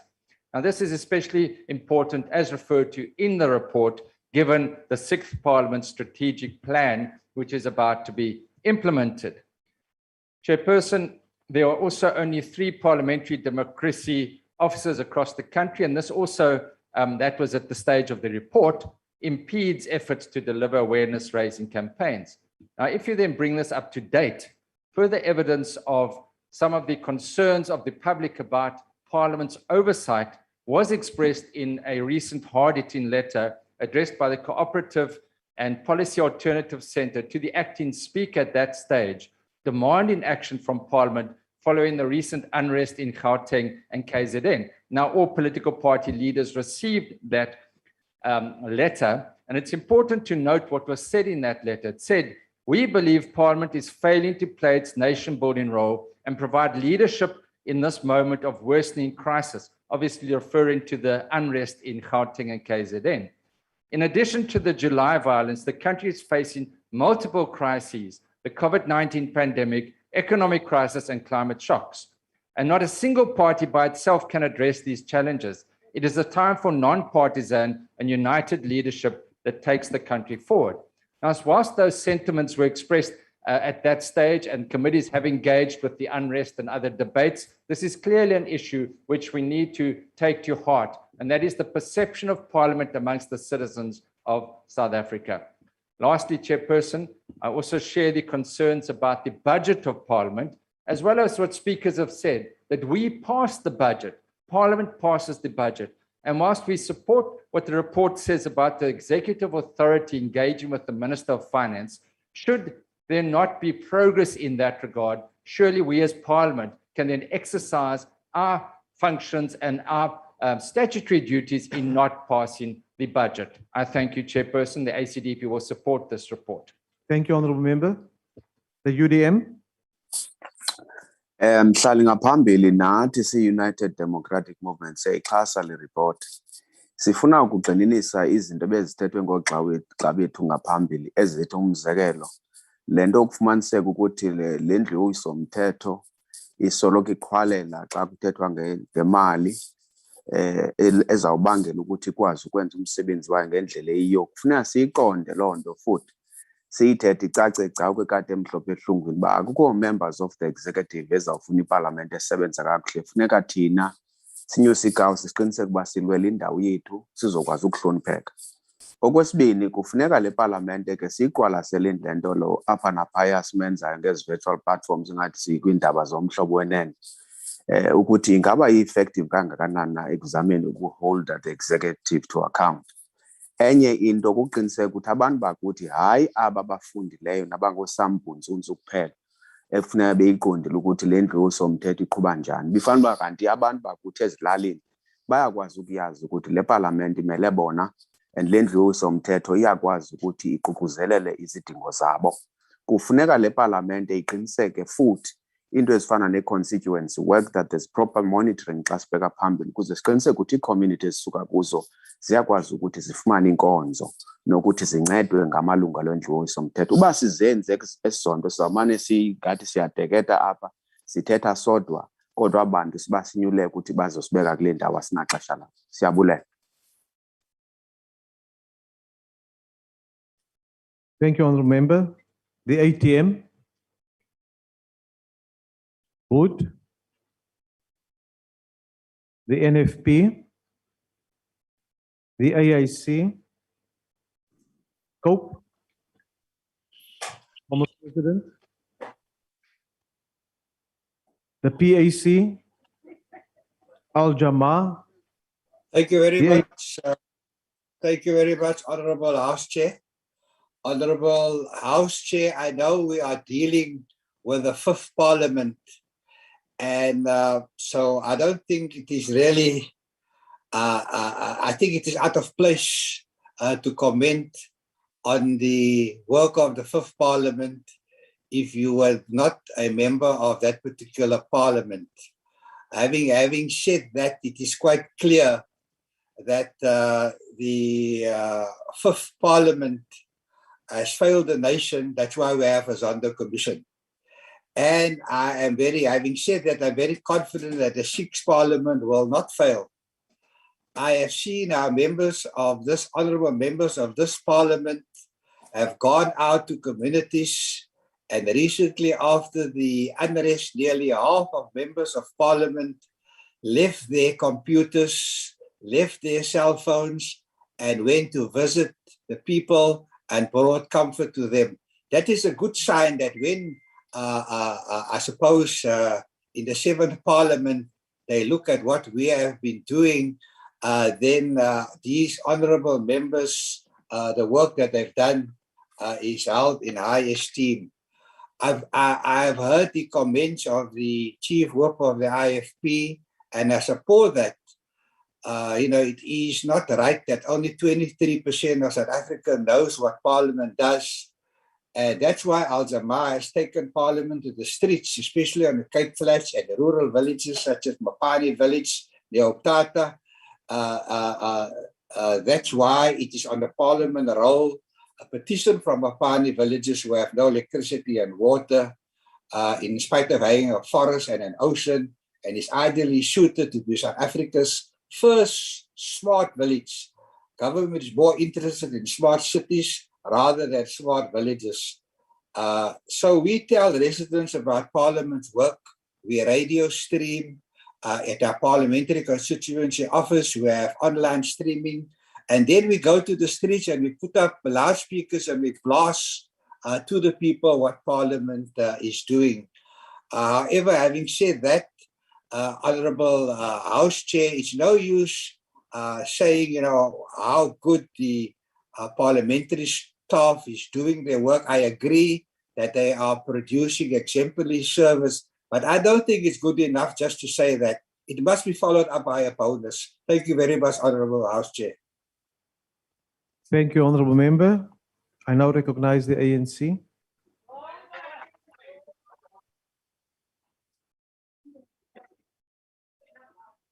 Thank you, Honorable House Chair. The ANC rises in support of annual report of Parliament 2019-20 and welcomes the opportunity to engage on what must arguably be one of our most important reports for ourselves as public representatives. This is our institutions, which we have responsibility, and its performance and functioning is a reflection on whether we are providing the institution with the necessary direction. We note that there has been progress made in implementing the audit action plan responding to the concerns raised by the AG, Auditor General. The Joint Standing Committee must ensure that this progress continues and that we receive updates in a quarterly reports. We make this declaration mindful of the fact that we have just held in both houses stimulating debates on budget votes of Parliament, and this, the ANC outlined very specific and critical issues that needs to be the attention of parliamentary management going forward. Therefore, in considering this report, which predates the issues we raised in the budget vote debate, we want to look onto matters which must provide continuity to the work of Parliament based on strategic plan and policy priorities that we have adopted for Parliament. Among these is our ongoing strengthening of oversight and accountability, and we have witnessed on Tuesday and Wednesday. While we have a legislative oversight model that we have got to introduce is the monitoring and evaluation tool so that it assists the oversight work of committees. Our oversight work has informed us that we have to grapple with the strengthening and cooperative governance, and that there is considerable work that Parliament must seize itself in this regard. Further, we need, through our oversight work, to thoroughly assess the impact of laws that we pass. This is critical in terms of policy oversight and to ensure that quality of our expenditure for which Parliament has oversight responsibility is consistent, met with a higher standard. The ANC welcomes unqualified audit report. No on performance.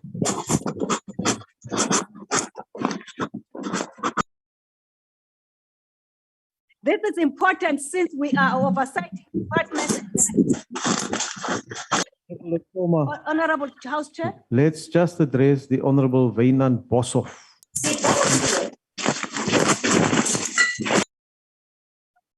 There's a big disturbance that is happening from his gadget that he's using. Honorable Boshoff, will you kindly switch off your gadget as well as the sound, because it's impacting on the proceedings of the House. Honorable Soma, you may continue. Enkosi, Honorable House Chair. The ANC welcomes the unqualified audit report with no material findings on the performance, information, and compliance with the laws and regulations. This is important since we are oversighting departments and their entities, and the spotlight will always fall on Parliament as to whether it is able to walk the talk when it comes to financial accountability. With regards to Parliament's financial position, the matter which has been dragging on for a number of years must be brought to conclusion. That is the post-medical provision made for former members of Parliament and the provincial legislatures. If not, a net liability will continue from year to year. On the matter of performance of Parliament, we note, as the ANC and it's outlined in the report, that a hope which gives us hope that our useful engagement with Parliament during 2021 on the quality of measuring performance will begin to reflect in the reports. Indicators are important in the quality of how we measure. This needs more engagement if we are confidently support the percentage that are reflected in the report.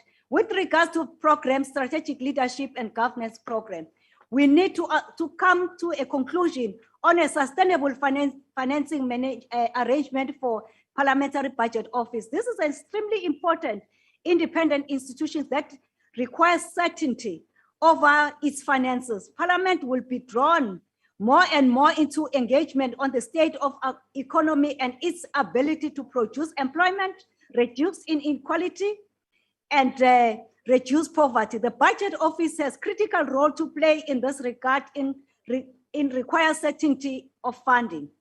We fully support the committee's observations that the overall manner in which Parliament is allocated its budget has got to change. We have the responsibility to bring about amendments to the legislation which governs how Parliament is financed.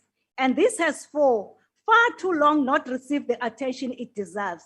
It is a common cause, Honorable House Chair and Honorable Members, that the budget of Parliament weighed against its constitutional responsibility has and it continues to be dislocated. We have to get the budget process revised for Parliament, which is our responsibility. Moving to the recommendations of this report, Honorable House Chair, the 30-day deadline on all recommendations after we have adopted this report illustrates that the committee wants progress and the institution of Parliament needs to respond to this expectation. On the recommendation of Parliament, the Parliament board needs to provide the committee with a workable and sustainable proposal going forward before Parliament goes back to the National Treasury. Parliament cannot carry such liability going forward. On the budget model that enables Parliament to deliver on its constitutional mandate, we want a proposal that addresses a draft mechanism supported by the legal framework which governs the financial management of Parliament within 90 days on the adoption of this report.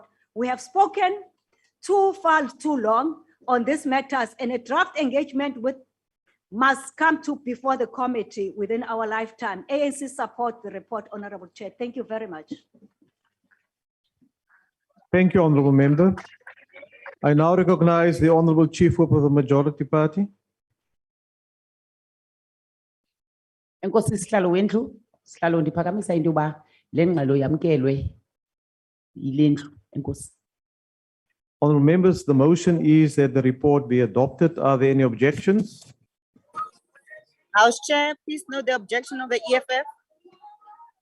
The objection of the EFF will be noted. And with that objection, the report is adopted. The Secretary will read the third order of the day.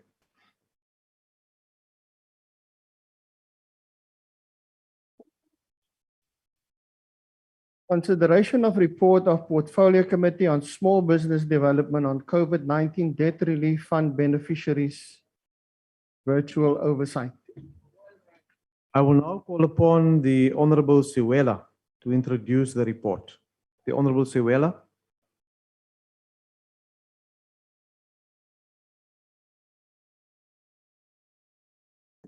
Thank you, Chairperson. It's because of network I won't put my video. Thank you for the opportunity.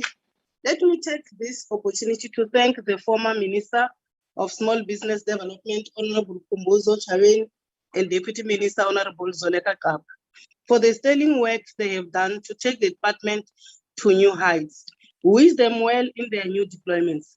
I also wish to welcome the new Minister, Honorable Stella Ndabeni Abrams, and Deputy Minister, Honorable Sidumo Dlamini, who have assumed their duties with a lot of energy and passion after the President's recent reshuffle of the National Executive.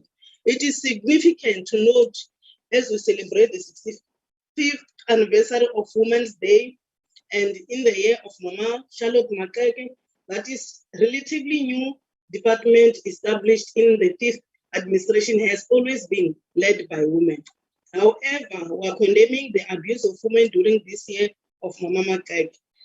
I am tabling this report of the Portfolio Committee on Small Business Development after it considered the annual performance plan and budget allocations of the department and its entities, the Small Enterprise Finance Agency and Small Enterprise Development Agency.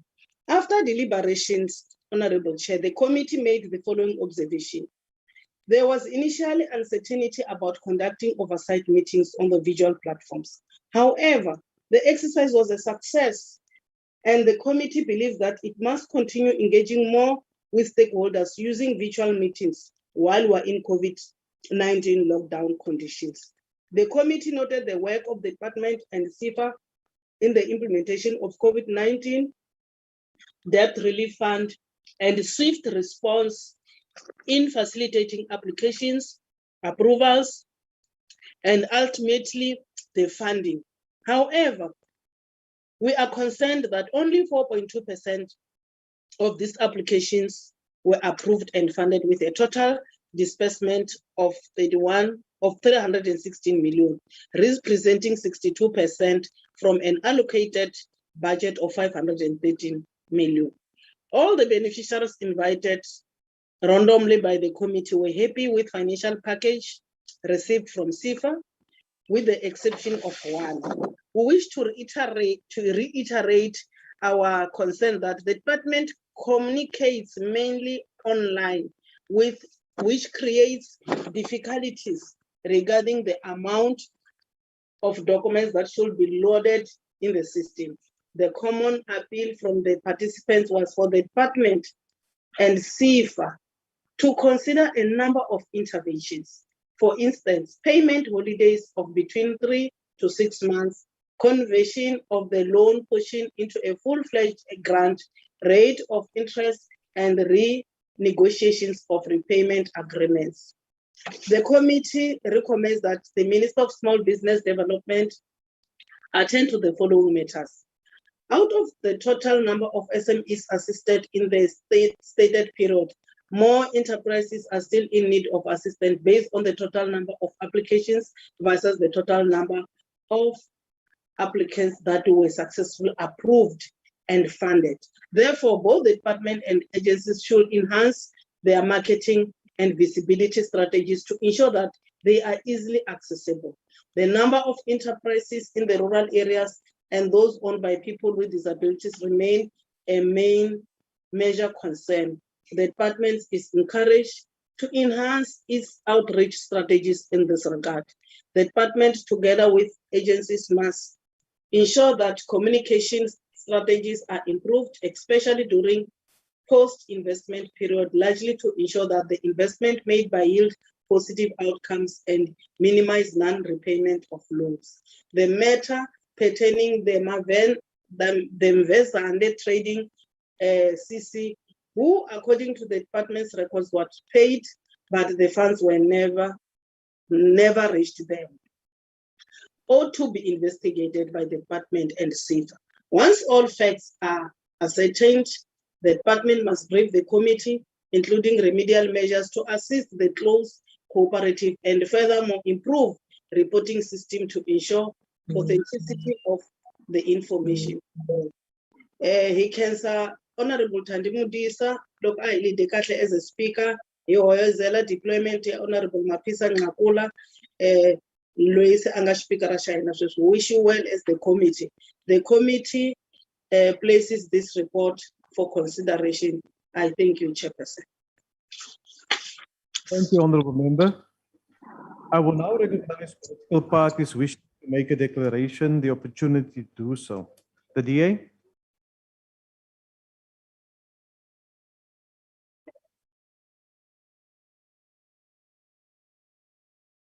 Is there a declaration from the DA?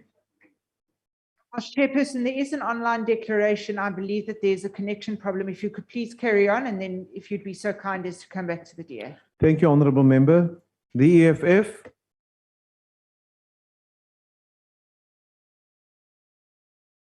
Chairperson, our member is she's trying to connect as well shortly. Let's continue. Let's find out if the IFP is ready to make a declaration on this report. Yes, you came to me very quickly, Chairperson. But yes, I am ready now. I'll start now. Chairperson, in this oversight, our IFP member participated in hearings with various businesses that had applied for debt relief loans through the Department of Small Business Development. During the COVID-19 pandemic, it is true that government has been weak to plan and implement measures that would see businesses return to normal operations with speed. What is clear is that many businesses are on the edge when it comes to their survival. Small to medium and micro enterprises need all the assistance they can get. These are the businesses that will endure, sustain, and grow our economy through the creation of jobs.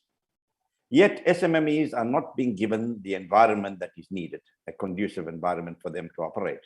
Of all the applications submitted for government loans, only a very small portion were successful, and that was around 4%. We need to ask ourselves why small and micro businesses face tremendous hardship when engaging government for relief packages and overall access to development agendas. Post the recent unrest, Honorable Chairperson, more difficulties have arisen for SMMEs. For example, when they have to apply for any grant funding, let's take a person owning a car wash who came to me. It is a micro-sized business. The person employs many low and unskilled persons who would otherwise be destitute. A business like this does not have huge turnover and falls well below the taxable income bracket. They often rely on cash in hand to purchase products, pay their staff and overheads. These businesses do not have the same access that larger businesses have to use surplus cash flow to adapt to the requirements of the COVID-19 pandemic, nor sustain themselves during periods of lockdown. Nevertheless, government places a tremendous burden on these businesses to apply for a loan or a grant through a document-intensive and process-ridden scheme. With businesses on the brink of closing and people at the risk of starvation, they will have no option but to turn to unscrupulous people who will take on these applications at a fee to meet government requirements. What adds insult to injury is that this will be just for a loan. How do we expect small and micro-sized businesses to honor these loans while meeting wage demands and the increase of inflation? The IFP proposes, Chairperson, a simpler process for small to micro-sized enterprises, where they would only require some reasonable proof of existence, legal operations, and employment of people. These businesses should receive a cash injection without loan conditions attached, so that they can get back on their feet for purposes of recapitalization. Businesses could provide a brief business plan and receipts, etc., to prove their business development. This department must work flat out and find out why so many businesses fail to meet the application processes or be assisted to successfully submit an application. They are the future of our economy, and they need to be assisted in every way that is possible by this department. And I wish the two ministers, the new ones, well. Thank you. May I ask the DA if they are ready with their declaration? House Chairperson, thank you very much. My member can't join, and I think it's got something to do with the weather outside. Chairperson, as we know, the small and medium enterprise businesses have been the businesses most affected. May I take off my mask, Chairperson? Have been the businesses most affected by COVID. And one of the things that struck the Democratic Alliance the most when doing oversight was when we came across a woman who had saved enough money to buy a soft serve machine. And that soft serve machine, every day she would serve soft serves and get 200 Rand from the soft serves. And 100 Rand was then used to buy milk and for the soft serve machine. And then 100 Rand was used to buy food for her family. And obviously, a micro business like this works from hand to mouth. And what we saw during these oversights and what we were told during these oversights were businesses like that were completely decimated. And people who literally had to look after their families day by day had no relief because she couldn't prove that there was a business to which she was working and that there were people who were dependent on her. But it wasn't just that, Chairperson. We also found that places like the bargaining councils were going to small and medium enterprises asking for contributions and for members to pay their bargaining council fees. And this was at a time when the UIF and TERS were a problem and there were backlogs. And these were issues that the committee had to grapple with. And these are issues that when you're in the time of a COVID crisis, we should be doing everything in our power to look after these small and medium enterprises and certainly not hinder them in any which way. So while these oversight visits help, the pragmatism remains that in South Africa, it is almost impossible for us to be an entrepreneurial society because everything is done and humanly possible to stop entrepreneurs from doing what they should do, and that is to not depend on the government and to build up themselves. And COVID, if you drive along any street anywhere in the country, you will find the majority of businesses that have shut their doors are small and medium enterprises and people who had the ambition to be entrepreneurs and had the foresight to look after themselves and not depend on the government. And that is who is suffering. So as the DA, I mean, we're in support of this particular oversight that took place. We look forward to more of these oversights taking place, but we're encouraging South Africans to not be kept back by people like bargaining councils who are bullying them into paying amounts. SARS has to give people a break. There have to be benefits to encourage South Africans to become entrepreneurs and stay on the course of small and medium enterprise businesses.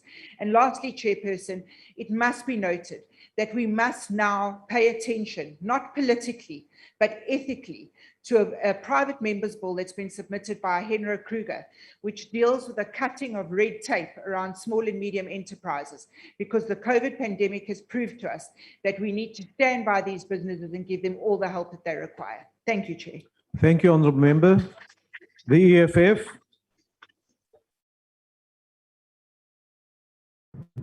Thank you. Thank you. I'm audible now.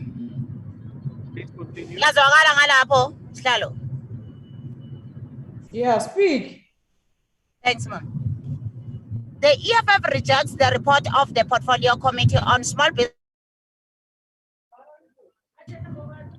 Relief Fund beneficiaries.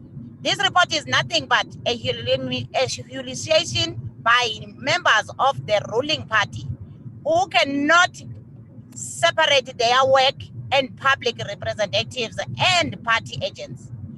We know for a fact that before COVID-19, small businesses were on their own. There was no support from SEDA, no self-space, no access to markets, no protections from the cheap labors, no trading. Beside for the ruling party brand chairpersons and the fundings. COVID-19 devastated most small businesses, particularly in townships and in rural areas. We tried to intervene as young people struggling with the so-called online applications, failed to respond to the real situation of the ground, but even this did not help. Just under 40,000 small businesses through they could get access from the department. This department has never helped any small business so far, and this department has failed our people in rural areas and in townships. Even in this one of the oversight, there was no help, but only to just take photos and become they become so fashionable, like telling people that they are going to do this and promising the empty promises. Now, as EFF, that is why we are rejecting this report. I thank you. Thank you, Honourable Member. EFF Plus. Thank you, House Chairperson. House Chairperson, there's no way that this department can be applauded for this debt relief scheme. The debt relief scheme has been a significant failure. The fact that only 4.2% of applicants have been assisted successfully is proof thereof.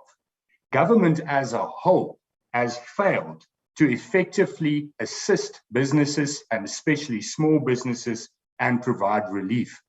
And the fact that unemployment has increased to 34.4% is proof thereof. Chairperson, the department effectively, or the committee rather, effectively did a sampling of the beneficiaries, and they invited 11 beneficiaries. Out of those 11 beneficiaries, as identified by the department to be beneficiaries who received these debt relief loans, one of them, i.e. 9% of the sample, did not receive the funding, as the department say they did. But Chairperson, it can't be that it's only investigated, or that the Mfezande trading situation is only investigated. Because theoretically, if one then takes the sample and one says that 9% did not receive funding as claimed by the department, then it means that up to 135 beneficiaries out of the 1,497 could have not received the funding. There should be a thorough investigation, because the fact that this reporting is wrong is once again proof that this scheme is administrated wrong, that there is a complete lack of administration, and that there might be more beneficiaries who did not receive the funding which they applied for and which they have been approved for. The ease of application was a huge problem, and this scheme is proof that government is not serious about actually assisting and providing assistance to get the economy going and to create jobs. That is why we have such a high unemployment rate, and this scheme and its failure, as identified by this oversight, is proof thereof and is totally unacceptable. We reject this report. Thank you, Honourable Member. The ACDP. Thank you, House Chair. House Chair, the ACDP knows that this is the first virtual oversight visit to have taken place, and we commend the committee and Parliament for this initiative, but question why we haven't had more such virtual oversight visits. And obviously it's better to but given lockdown provisions, one would welcome more of these type of virtual oversight visits. We also note that the oversight took place in March this year, and that was some 6 months ago. And much has changed since then. We've had a further level 3 and of course level 4 lockdown, which has had a further devastating impact on small businesses, and particularly in the lockdown in the hospitality industries. Now, these lockdowns have been accompanied by irrational provisions and just park on the side if I was driving alone. Chair. Honourable Swart, please give me a moment. There's a member from the EFF who participated during this order. I don't know who this commissar is, but this commissar is disturbing the revolution in the House. So may I ask that commissar to switch off her microphone, and if not, they must eject her from the platform so that we can continue with our business. Over to you, sir. Thank you. Hey, I will tell the commissar. I'll take care of the commissar. Sorry, Chairperson. Thank you. Chairperson, way back in April of 2020, the ACDP warned about the impact of a protracted hard lockdown on businesses, and we, as many others, were proven correct, with thousands of businesses having to close down. And of course, to make matters worse, thousands of small businesses have now been destroyed during the recent unrest and looting that took place in KZN and Gauteng. And this, of course, as we know, was fanned by internal strife within the majority party. Many of those businesses will regrettably never be able to recover. And so it is against this background that this report must be considered. Now, a total of 35,865 applications were received, of which only 14,451 were even considered, and eventually 1,497 were approved. That is a mere 4.2%, and that is absolutely disgraceful. It is very clear that therefore there are many or thousands of businesses in great need of financial assistance. And it must also be remembered that these funds that are given are loans, And so we support the proposals and the recommendations to reconsider the nature of those loans, the repayment provisions as well. In one case, as was indicated, the funds were approved but were never paid to the business involved. And one wonders who received those funds in that case. Chairperson, the ACDP welcomes this report. It gives an insight into the challenges and we will support it. Thank you. Thank you, Honourable Member. The UDM. The ATM. Good. The NFP. The AIC. COPE. The PAC. Al-Jama. Thank you very much, Honorable Chair. Honorable Chair, Al-Jama supports the report. Al-Jama very confident that with a new minister and a new deputy minister, there will be lots more energy, and we will be able to report to this House substantial progress in the months ahead of us. We have heard the reference to loans, and our position is that there should be interest-free loans to help small businesses and township businesses to get on their feet. However, we appreciate the fact that there are grants up to 40% which is available. What has captured our imagination is the localization commitment of President Ramaphosa, which he mentioned in 2 State of the Nation addresses. And that 1,000 products that has now been listed will be the prerogative of only people in the township and disadvantaged areas to manufacture, to sell, and to export. And we've already seen some progress. Supermarkets have listed the products, they've given them shelf space, and I think that is the way to go. There are 7 or 8 grants available that people can readily apply for, and Al-Jama has already, in Mitchell's Plain, we have applied for some of these loans, and out of the 20 on the radar, 2 has already been approved. This is the first time that people on the Cape Flats is getting some assistance. You know, the colored people are the Cinderella of this country, and we have to put their issues on the table. But we are very confident that the Small Business Development Department will go a long way to achieve the 10 million jobs that the NDP wants in 2030. But government departments, trade and industries, and other departments who have the money, they need to take Small Business Development Department into their confidence and let us run with the ball. And I'm very confident that the structures have been put in place. Everything is now in place. It took a long time. It took too long, but it's now in place. We have a chair of the portfolio committee who does vigorous oversight, and we are confident that we will create the jobs that this country needs. Thank you very much, Honourable Chair. Thank you, Honourable Member. The next speaker will be from the ANC.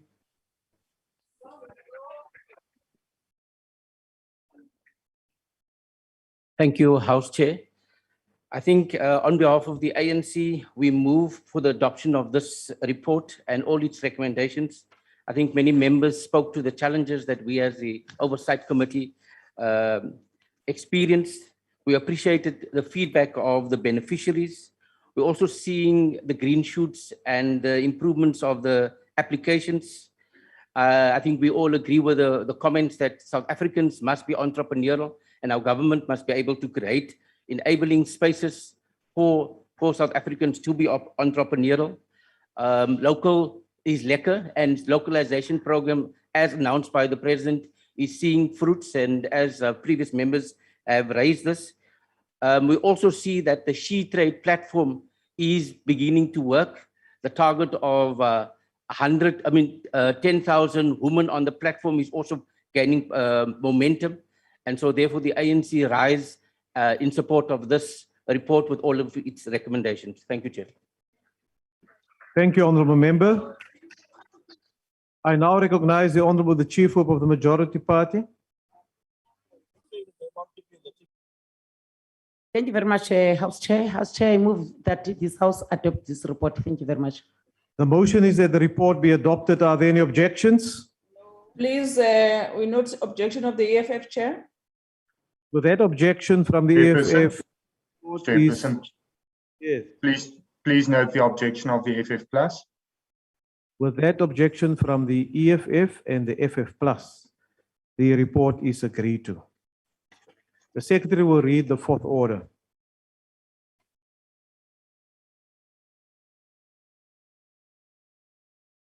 Consideration of report of Portfolio Committee on International Relations and Cooperation on first and second quarters 2020-21 expenditure performance of Department of International Relations and Cooperation and African Renaissance and International Cooperation Fund. I will now call upon the Honorable Mamba Shlala to introduce the report on the virtual platform. The Honorable Mamba Shlala.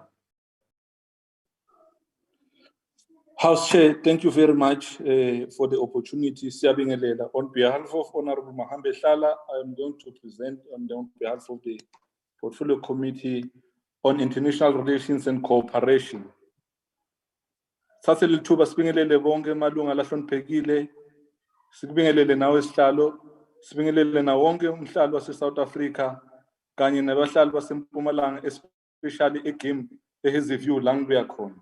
South African foreign policy is informed by a very clear principle of democracy, equality, and human rights. Our foreign policy objectives set specific goals. It is outlined our capabilities, working together with key strategic partners. Under Program 1, Honorable House Chair, outreach initiatives to support gender mainstreaming were undertaken, and initiatives were also embarked on aimed at empowering youth for global engagement. However, the most important target of drafting codes, directives, and regulations as may be appropriate for the implementation of the Foreign Service Act of 2019 was not achieved. The department does not seem to appreciate that the coming into force of these pieces of legislation would assist it to overcome most of the challenges it is experiencing currently. As a result of the absence of legislation instrument to deal with these peculiarities of the foreign services, we cannot, of course, House Chair, ignore the fact that the absolute ICT infrastructure of the department, digital transformation, has become crucial. Implementing the digital strategy is key to ensuring that the department is efficient and excellent. The processing of procurement for the department ICT project should be a priority. The overspending on compensation of employees has been attributed to the budget being lower than the required to fully provide for the current headcount. It becomes imperative that the department engages the National Treasury to find a workable solution on this matter. With regards to the International Relations Program, structural bilateral mechanism, and high-level visit reflecting national priorities remain important vehicles for cooperation and promoting South Africa's economic diplomacy through missions abroad. However, again, the review of structural bilateral mechanism to align it to the achievement of the NDP and MTSF was not also achieved. The review will help prioritize certain agreements and to renegotiate some of them. House Chair, we applaud the department for being one of the departments that did not fall prey to COVID-19 procurement scandals through emergency procurement. The outbreak of the global COVID-19 pandemic has severely constrained trade promotion efforts in the continent. It is therefore concerning that South Africa will be represented at the executive management level of SADC for the coming 8 years. It is advantageous that when a country is at the helm of representation in this regional organization to which we contribute much financially. As SADC facilitator to the Kingdom of Lesotho, South Africa participated in the peace mission to address issues with regards to peace, security, and political stability in the kingdom.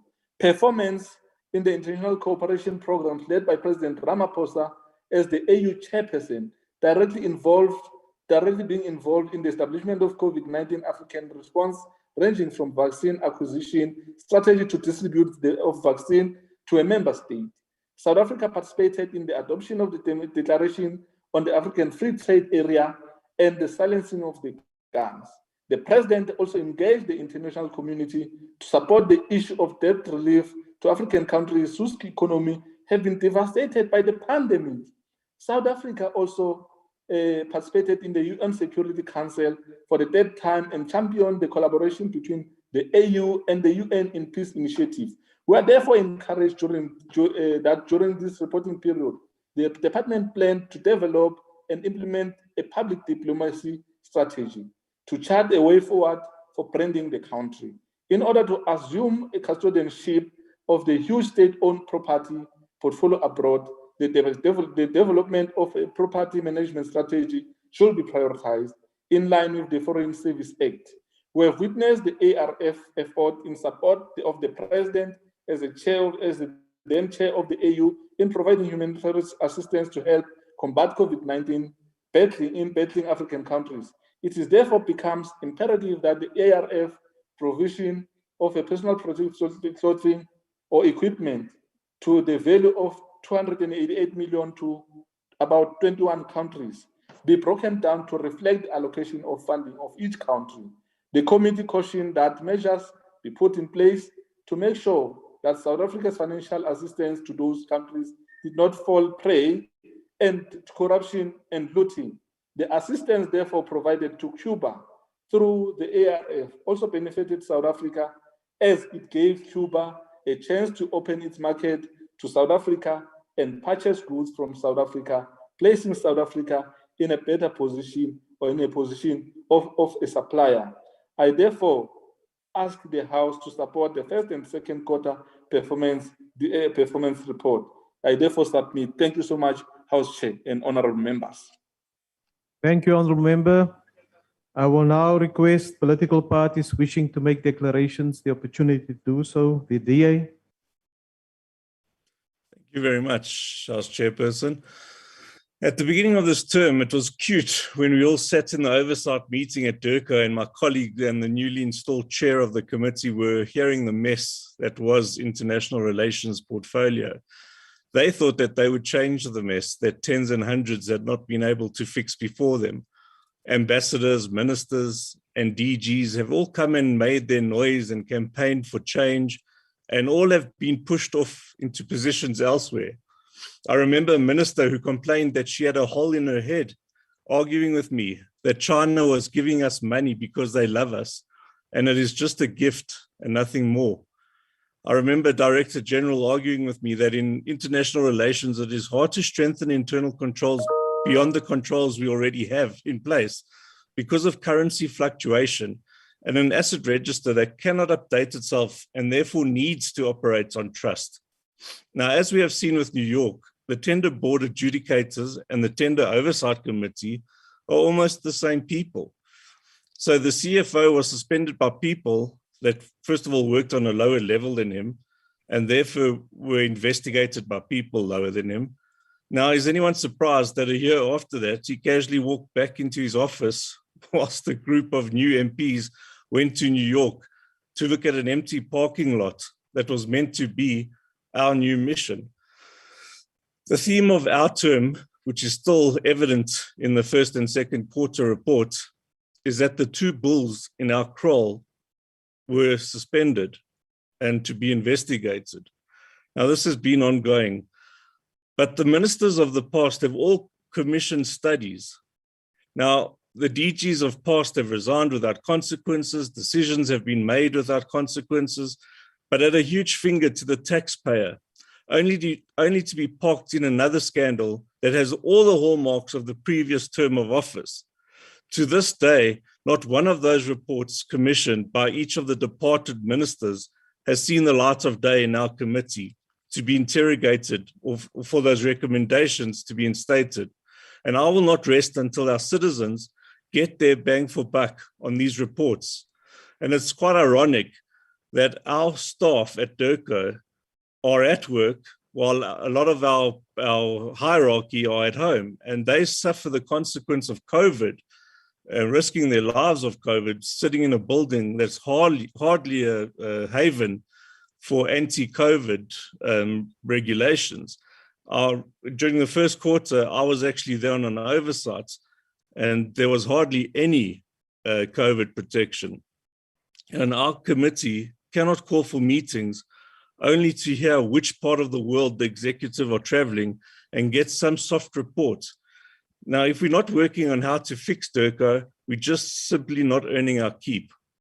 Now, with a chairperson that is a firebrand from the youth and passionate about taking on the gatekeepers at the trough, and with a determined committee, we are watching an executive hide behind the press.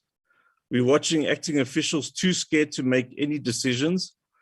And all the while, our quarterly reports are showing that the international embarrassment that we once were, we still are. These quarterly reports have nothing in them. There's no substance. And worst of all, as we've said to the Auditor General, is that I'm not even sure that we can rely on the figures and the substance that is given to us. Yet we have the cheek to vocalize our voice to countries in a haphazard manner and tell them how to keep their house, when the house in the biggest mess and most confused with the least amount of fact at hand seems to be us. The world is changing around us. Even Africa, without us, is progressing. And yet we continue to dig in our heels and hang on the past, hoping that one day, somewhere, a party with no ideas will stop its infighting and wake up before it takes South Africa down with it. Thank you very much. Thank you, Honourable Member. I now recognize the EFF. Thank you, Chairperson. Chairperson, while South Africa is a member of the AU and SADC bodies and has been elected to strategic positions in these bodies for many years, however, South Africa has made no noticeable change to policies and the lives of Africans. The Economic Freedom Fighters has been present in the Pan-African Parliament for only 2 terms, but has managed to make no noticeable change in the policies and the running of this body. Chairperson, under SADC and AU, children under the age of 18 continue to die while giving birth as a result of child marriages under the disguise of religion and tradition. The people of Eswatini continue to be brutally killed by the King Mswati security forces for demanding democracy. The SADC body went to Eswatini like tourists to have coffee with the murderers of the people and provided no assistance and no solution to the people of Eswatini. Mozambique has been facing an insurgency for more than 3 years, and SADC did nothing to save the lives of the people of Mozambique. We must appreciate and acknowledge the swift assistance given by Rwanda when called to assist. This is after the SADC regional body dismally failed to assist Mozambique. The AU Peace and Security Council continues to be nothing but a talk shop, which only meets to cry to the Western powers and does nothing to solve the cries facing the continent. Deployments against Al-Shabaab in Somalia and Boko Haram in Lake Chad Basin were not provided by the regional economic communities. What is the role of the AU standby force when the continent is facing insurgencies for so many years? The developments in Afghanistan, though, should be a wake-up call for Botswana and all African countries that continue to house the US AFRICOM. But this will never happen, and this will never be raised because this department cannot even get its own ICT systems in order. This department is run by actors, an acting DG and an acting CFO. Will Africa ever realize an Africa united? Will PAP ever be an overarching legislative body? will the continent have a functioning and effective African court? What role can South Africa play in uniting the continent when we cannot even get the basics of administration correct?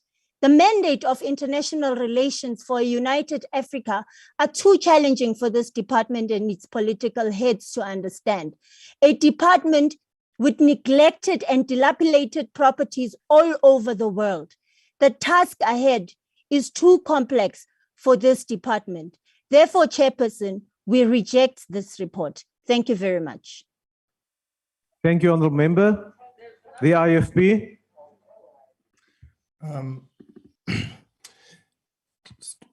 Thank you very much, Honourable House Chairperson. According to the committee's report, South Africa's representative footprint had grown to 125 diplomatic missions in 2020. And in May 2021, Minister Pandor in her budget speech advised that, and to quote, in an effort to reduce costs while ensuring a presence throughout the world, we are in the process of closing 10 out of 122 in the course of 2021. Therefore, the question becomes, what is the progress relating to these closures and how were these 10 missions selected? The report further stated that South Africa would not be represented at executive management level of SADC for the coming 8 years, as we did not have enough points. The explanation provided did not offer the motivation for competing for the various more junior positions which maxed out the SADC points allocated to South Africa. It is disappointing and unacceptable that no long-term planning appears to be in place to ensure that South Africa maintains a presence in the SADC executive. As SADC moves forward, South Africa moves backwards. Of further concern is the trend relating to the compensation of employees, which depicted a higher expenditure trend by 21 million rands per month above the compensation of employees ceiling. The result would be a projected budget shortfall of 276 million rands, subject to foreign exchange fluctuation. Again, in her budget speech in reference to the closure of missions, Minister Pandor advised that the Department of International Relations and Cooperation plan to utilize improved technology services to ensure efficient consular support to our citizens. As the world has been forever changed by the COVID-19 pandemic, in particular international travel, might it not be feasible to consider the closure of additional missions and make greater use of more cost-effective remote service options? This would assist in further trimming the cost of employees, which currently accounts for almost half of DIRCO's total budget. We propose that an independent feasibility study be conducted as soon as possible to explore this. We further echo the recommendation that a property management strategy be developed and implemented with utmost urgency. In addition, we would like that the deadline for the review of the employees' conditions of official service so as to include that any cost arising from damage to the property should be covered by officials. The South African taxpayer should not have to pay for the price of negligence by the department and its officials. This is part and parcel of consequence management. On a positive note, however, we welcome that the COVID-19 assistance provided to countries in the continent by the African Renaissance and International Cooperation Fund. This includes, amongst others, contributions to the COVID-19 Special Fund, the African Center for Disease Control, and the provision for PPEs to 21 African countries.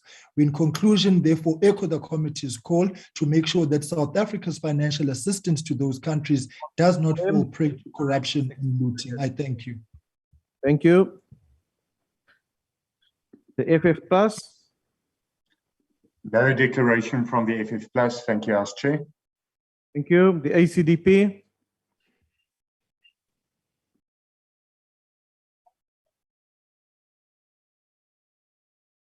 Thank you, Chairperson. I firstly want to make it clear from the onset that because of the prevailing culture of disrespect, defiance, arrogance, and unaccountability in the Department of International Relations and Cooperation that even undermines a portfolio committee, the ACDP will not support this report nor any other subsequent ones.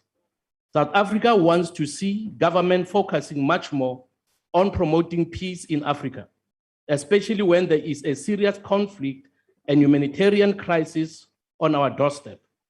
This department has been too quiet about silencing the guns in our neighboring state of Mozambique. It is not enough for them to promise more information on the matter in their next presentation. It is not enough for the target to be just to monitor what's happening on a 2-year basis. Mozambican citizens have been trapped by fighting in Cabo Delgado province for far too long. Tens of thousands of innocent civilians have allegedly been stopped by the Mozambican army from moving to safer areas. They have been beaten up by their government soldiers when trying to flee death from starvation, disease, and military attacks, even although the Mozambique government has international obligations to assist its people access safety and humanitarian aid. According to recent reports, the Rwandan army came from Central Africa and drove out the Islamic militants from Cabo Delgado, while South Africa could not even provide the troops that were promised. Honorable members, there were only 1,000 of the Rwandan soldiers, and yet they managed to defeat jihadists who have turned more than 800,000 people into refugees. The continued IT crisis in the department is another serious failure. Why has there been a delay in the procurement of computers and laptops that continued from Q1 to Q2? The IT tender must be processed before sensitive information is leaked with international repercussions. Surely, while staff were grounded by international lockdowns, they should have had the time and energy to focus on getting the department's house in order. Perhaps, though, the main underlying reason for the department's struggles to manage and pay its staff is that there are too many of them and that they are too widely spread across the world. According to the performance report, our representative footprint had grown from 34 in 1994 to 125 diplomatic missions in 2020, situated in 109 countries throughout the world. Yet we also have to contend with the rapid weakening of the rand against major currencies. There is, embarrassingly, also a 10 million rand bill for damage done to properties rented abroad. Why should South African taxpayers have to pay for this? And how are our diplomats chosen if they cannot even look after the premises they occupy? The ACDP believes that diplomats should take personal responsibility for damaging the property they are using. The taxpayers should not foot the bill of repairing furniture and other property destroyed by officials who fail to maintain property they are using. Thank you. Thank you, Honourable Member. The UDM, ATM, Good, NFP, AIC, COPE, COPE. Thank you very much, Honorable Chair. South Africa is in a financial crisis. But then we go on to promise Southern Africa, Africa and the world that we shall go on and assist because we are strong economically. And that indeed is not the case. South Africa must, in consultation with other African countries, develop protocols and agreements to stimulate African economic development. Southern Africa is faced with depletion of oil reserves and solar radiation. A lot must be done, and instead of saying we are in a crisis, we must bring African countries together to find a way forward instead of simply saying we shall assist, whereas we do not have the capacity. South Africa must investigate and or work with SACU customs to ensure that all unresolved cases, which are many of course, are addressed to improve Africa's economic standing. Most African countries are involved in, for example, importation of cereals of grains and or other EU products free of duty at world market prices. This must be addressed. Together with other African countries, we must look at strategies of addressing a cheaper imports. Consistent importation of cheaper products destroy few jobs that still exist on the African continent. I hope honorable members know that many EU countries, including China, take many different materials from Africa, produce all the necessary materials. Those materials are sold to African people at extremely high prices. Africa loses materials, they lose, or Africa loses jobs, and of course, cheaper products. What we need to do is to make sure that we sit down with Africa, all the countries, and come up with a proper way forward. And stop saying we have money, we shall assist, whereas the antithesis is the case. Thank you very much. Thank you, Honourable Member. Al-Jama. Thank you very much, Honourable Chair. Honourable Chair, the position of DIRCO on Israel is commendable and shows leadership by the Minister. Arms must be sent to Palestinians to help defend themselves, and arms must also be sent to Western Sahara to end the occupation. The justification is that the liberation movements of Western Sahara and Palestine send arms to the liberation movement in South Africa at the time when we needed it most. If this was not done, honourable members will not be sitting in this house today. It was former President Thabo Mbeki promised to President Mandela that apartheid will not rear its head in any part of the world. But it is said that apartheid is in Israel. District 6 was going to be used to show the harm of evictions and house demolitions as a result of apartheid. That is why fast-tracking of restitution, memorialization, deterrence is urgent before more countries adopt apartheid. We know DIRCO has problems as we speak, as the portfolio committee are at odds with the executive. This shows oversight at its best and the readiness of the executive to listen to grievances. Al-Jama hopes the physical meeting will not lead to chairs flying next week. I'm glad the ACDP has put the blame on the Mozambican army for unrest in Mozambique. What they've missed is that what they call Islamic jihadists is in fact dissidents from Renamo, led by a person who practiced the Islamic faith. There is no such thing as Islamic jihadists. Why must a respected religious party demonize another religion, Islam? The speaker addressed this, but we continue to hear this criticism of Islam. We don't have a problem if Muslims are criticized, but don't criticize Islam and use the term Islamic jihadists. We will support this report, Honourable Chair. Thank you, Honourable Member. The ANC.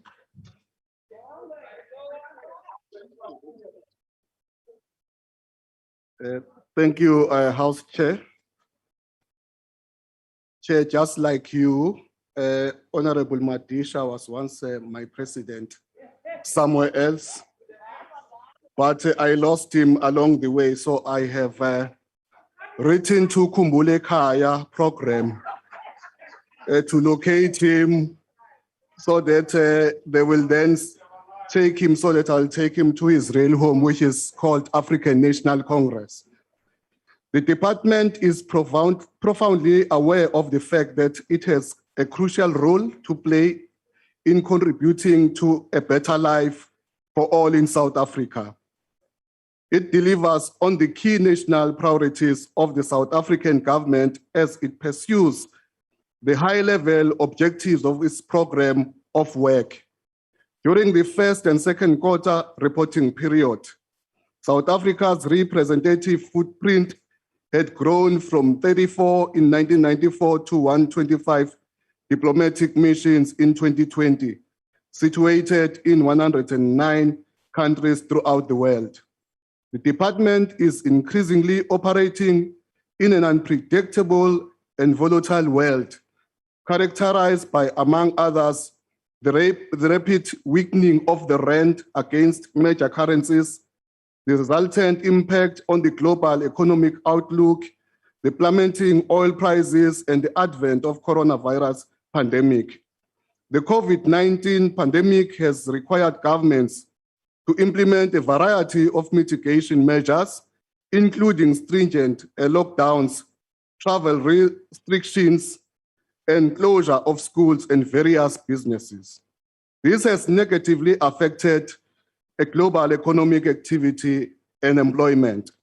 On the 1st of April 2020, President Cyril Ramaphosa announced a 500 billion fiscal support package that includes spending towards COVID-19 priorities. On the 30th of April, National Treasurer published on the economic measures for COVID-19, outlining a 500 billion response, as well as identifying the funding sources for the package. Accordingly, the department had to readjust its priorities, and this meant the suspension of non-essential goods and services such as travel and subsistence, catering and venues and facilities, and reprioritization of funds towards COVID-19 related expenditure.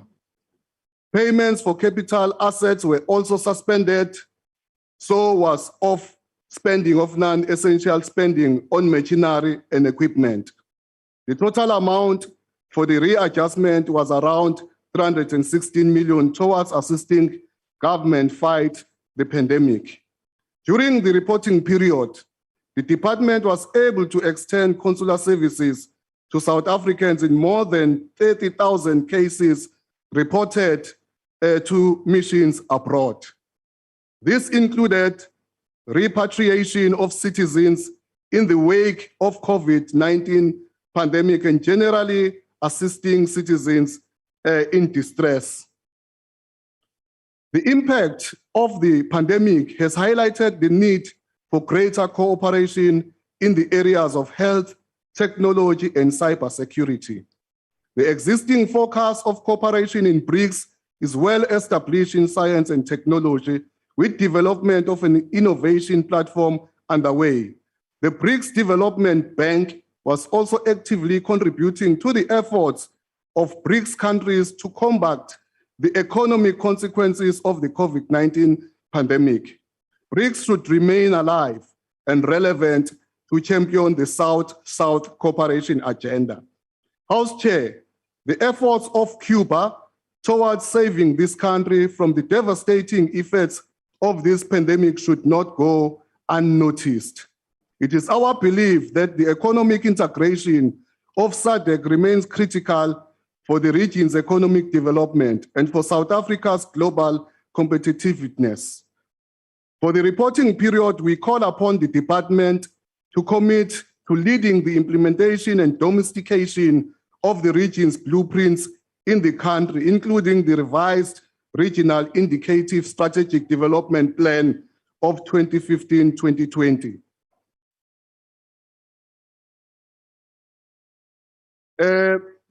During the reporting period, the basic accounting system BAS was still not working optimally in the missions. As a result, 18 missions had not submitted returns on BAS with regard to their spending on COVID-19 related spending.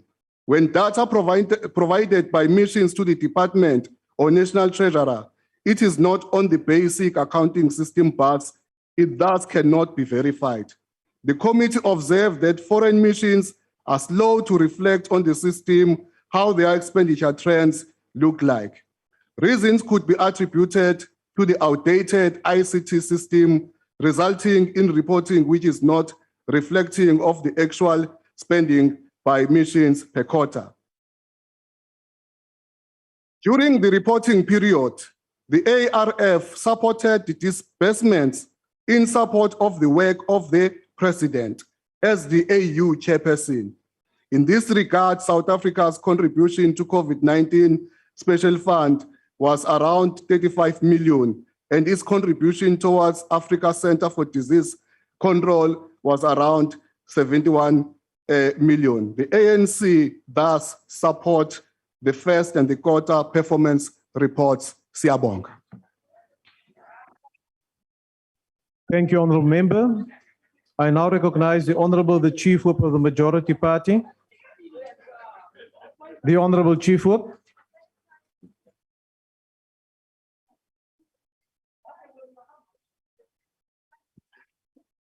Thank you very much, House Chair. House Chair, I move that this Gas House adopted this report. Thank you. The motion is that the report be adopted. Are there any objections? The EFF objects, Objection Chair. of the EFF, Chair. With those objections, the report is adopted. Honourable members, we now come to motions without notice. Does any member of the ANC wish to give a motion without notice? The ANC. Thank you.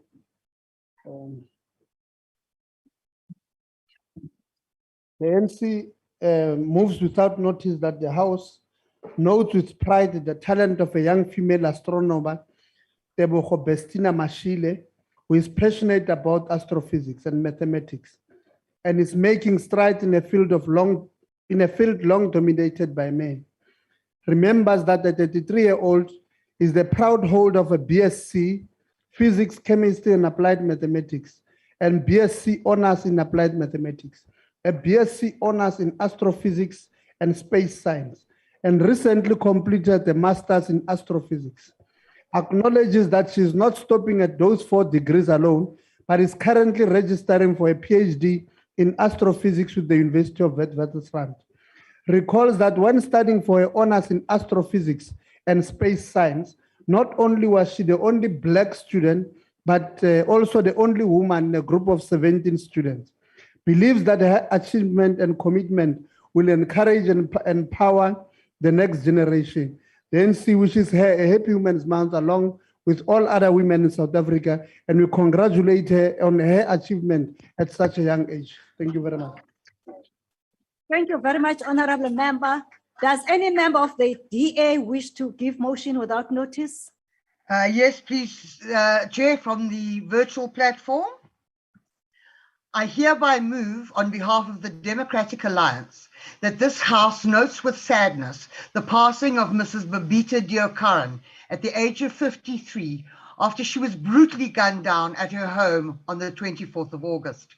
Further notes that Mrs. Deokaran was the Chief Director, Financial Accounting at the Gauteng Department of Health and had been appointed to the position of Acting Chief Financial Officer in August 2020, where she served the people of Gauteng with dedication and high ethical standards, while uncovering corruption and stopping payments of the irregular and unlawful procurement of PPE that rocked Gauteng.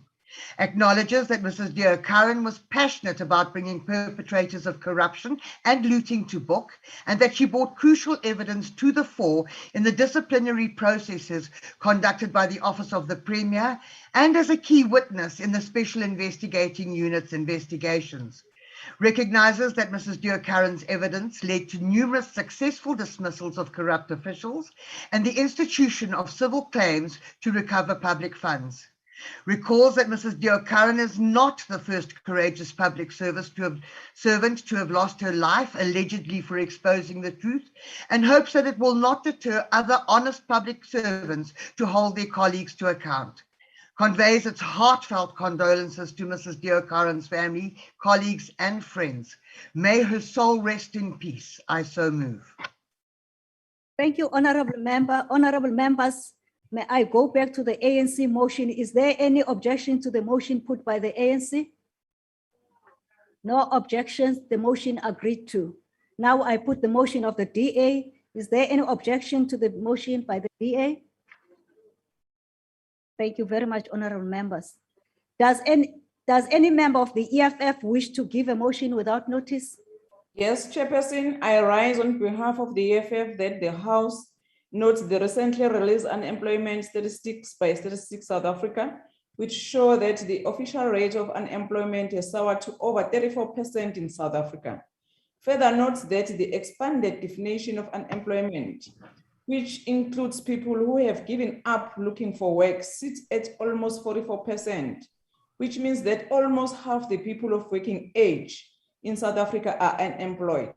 Acknowledges that youth unemployment is the worst and that the state has dismally failed to create job opportunities for young people and also failed to support aspiring youth entrepreneurs.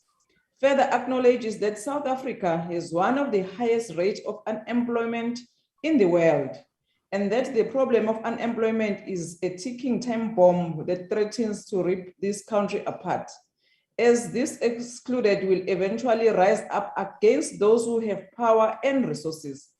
Recognizes that the problem of unemployment will not be resolved through austerity measures, and that there is a need for a more interventionist state to redirect development towards sectors and labor absorptive.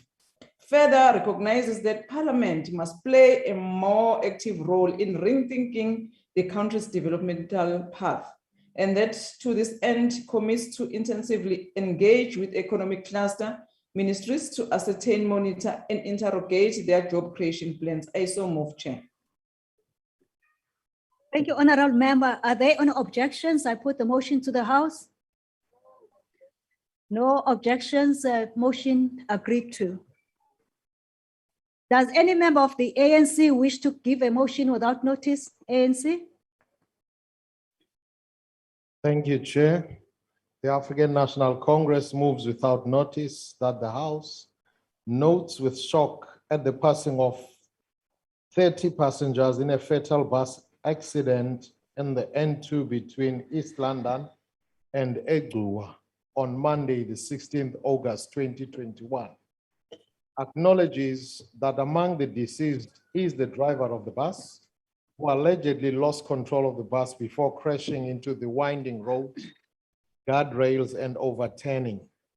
Understands that the bus was traveling from Cape Town to Mthatha with passengers destined for Engcobo, Egluwa, Nasedutyo.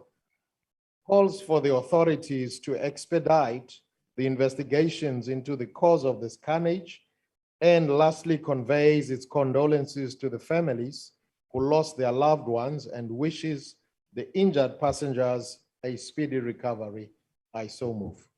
Thank you, Honorable Member. I put the motion to the House. Any objections to the motion? No objections, motion agreed to. Does any member of the IFP wishes to put a motion without notice, IFP? Yes, thank you very much, Chairperson.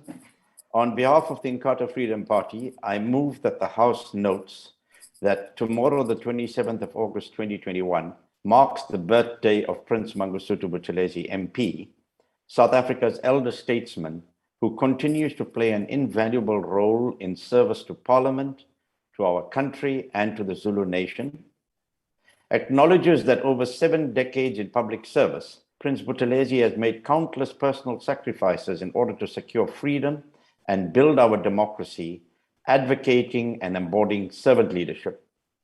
Further acknowledges that during the recent riots and insurrection that brought South Africa to its knees, Prince Buthelezi was one of the few leaders who spoke out swiftly, called for calm, and even participated in community safety initiatives.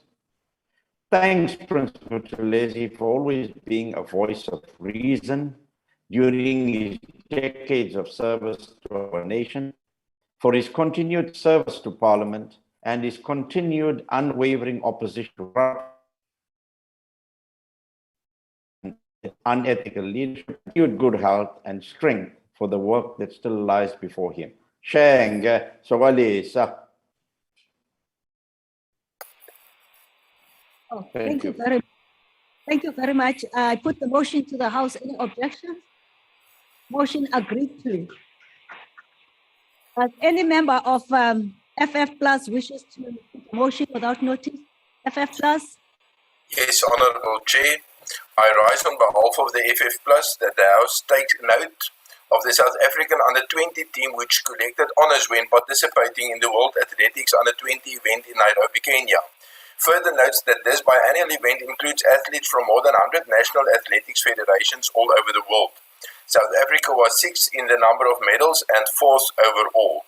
Note that South Africa won 3 gold, 2 silver and 4 bronze medals. Medal winners are Minay de Klerk, gold in shot put and silver in discus, Mireille Reinstorff, gold and the world record in pole vault, the 4 times 100 meters relay team, Mihlali Toteni, Sinisipho Dambile, Letlana Gonolo Moliane and Benjamin Richardson, gold and the world record. Benjamin Richardson, silver in 200 meters, Danai Roots, bronze in shot put, Matthijs Norkia, bronze in 400 meters, Sinisipho Dambele, bronze in 200 meters, and Kyle Rademeyer, bronze in pole vault. Also notes that the rest of the team displayed great sportsmanship and represented their country with honor. Resolves to congratulate the athletes, their families who often work equally as hard, as well as Athletics South Africa. I so move. I put the motion to the House. Any objections? No objections. The motion agreed to. Does any member of the ANC wish to put a motion without notice? Thank you, House Chair. House Chair, I move on behalf of the ANC that it notes with deep sadness the passing of the struggle veteran and former ANC MP, Dan Muntsitsi, from COVID-19 complications on Friday, the 13th of August, 2021. Remember that Mr. Dan Muntsitsi was one of the leaders in Soweto Student Representative Council that was very instrumental in coordinating protest actions in Soweto against the introduction of Afrikaans as a medium form of instructions in school. Remember him as one of the leaders of the South African student movement, SAZIM, in 1974 and was National Youth Organization, NYO Executive Committee member. Further recalls that in his activism led to him being arrested in June 1977 and he was sentenced to 3 years on Robben Island. Acknowledges that after being released from prison, he became part of the national program which led to the formation and the launch of the United Democratic Front, the UDF, on the 20th of August 1983 in Cape Town. He also continued with ANC and Umkhonto weSizwe and underground structures as a commander within the MK Peter Nchabeleng unit. Acknowledged that after 1994 became a member of Parliament of the Republic of South Africa and served in numerous members of various standing and portfolio committees in Parliament. We further convey our deepest condolences to his entire family, friends, and the ANC in general. I thank you. Thank you. I put the motion to the House. Any objections? Motion agreed to. Does any member of the SADP wishes to put a motion without notice? Thank you. Yes, thank you, House Chair. There are 2 members. I must take one on the visual or in the House. In the House, agreed to. On the virtual, thank you. Oh, on the virtual. Honorable Strink. Thank you, House Chair. I've just come in and thank my colleague, Honorable Swartz, for agreeing to stand in should I not have been able to make it. But the ACDP moves without notice that the House condemns the looting and the destruction of property, as well as the loss of innocent lives that took place in KwaZulu-Natal and Gauteng from the 9th of July 2021 to the 16th of July 2021. Commends our citizens of all race groups who stood as the last line of defense protecting family, property, and business. Offers our condolences to the families who lost their loved ones during this dark period of our history. I so move. I put the motion before the House. Any objections? Motion agreed to. Does any member of the UDM wishes to put a motion without notice? Thank you, House Chair. Yes, thank you, House Chair. I move without notice that the House notes with sadness and shock the brutal murder of Nostelo Mtebeni, a 23-year-old final year law student from the University of Fort Hare, whose dismembered body parts were found stuffed into a suitcase and her other limbs were found in a black plastic bag on Thursday, the 19th of August, 2021 in Quickney, East London. Further notes that Nostelo's life was cut short by a 25-year-old man who is believed or alleged to have been her boyfriend. remembers that the gruesome murder is one of many other gender-based murders and shameful acts committed against women and children across South Africa, condemns in the strongest possible terms the murder of Nosicelo Mdabeni and other acts of gender-based violence, calls on the criminal justice system to ensure the speedy prosecution and make sure that all perpetrators of gender-based violence face the full might of the law, calls on the House to double its efforts to ensure that it strengthens all laws to deal with gender-based violence and femicide crimes, extends its deepest condolences to the family, close friends, and the University of Fort Hare family on the passing of Nosicelo. May her soul rest in peace. I so move. The motion to the House, any objections? Motion agreed to. Does any member of the ATM wishes to put a motion without notice? We shall proceed. Does any member of the DA wishes to give a motion without notice, DA? Yes, thank you, House Chair. I hereby move on behalf of the Democratic Alliance that this House notes with sadness the passing of Mr. Sadiq Raylan due to COVID-19 related complications on the 23rd of August 2021. Further notes that Mr. Raylan was appointed to the position of Executive Director of the District 6 Museum and that he had enormous impact on the museum during his tenure and its future. Acknowledges that Mr. Raylan, born and bred in Woodstock, and his family were evicted from District 6 as a result of the Group Areas Act, which fueled his desire to engage with the staff to ensure that the museum once again plays an integral part in telling the history of District 6's diversity of cultures, languages, religions, economics, and the destruction of the apartheid government's group areas. Recalls that at the time of his appointment, Mr. Raylan said that nothing in life comes without challenges, but also beautiful moments. Conveys its heartfelt condolences to Raylan's family, colleagues and staff at the District 6 Museum and friends. May his soul rest in peace. I so move. I put the motion before the House. Any objection?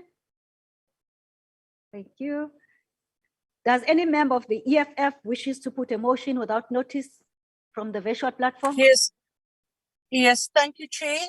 The EFF moves without notice that the House notes that the recent unrest that led to the looting of hundreds of shops in KwaZulu-Natal and Gauteng province was made worse by hundreds of people desperate and hungry enough to risk it all.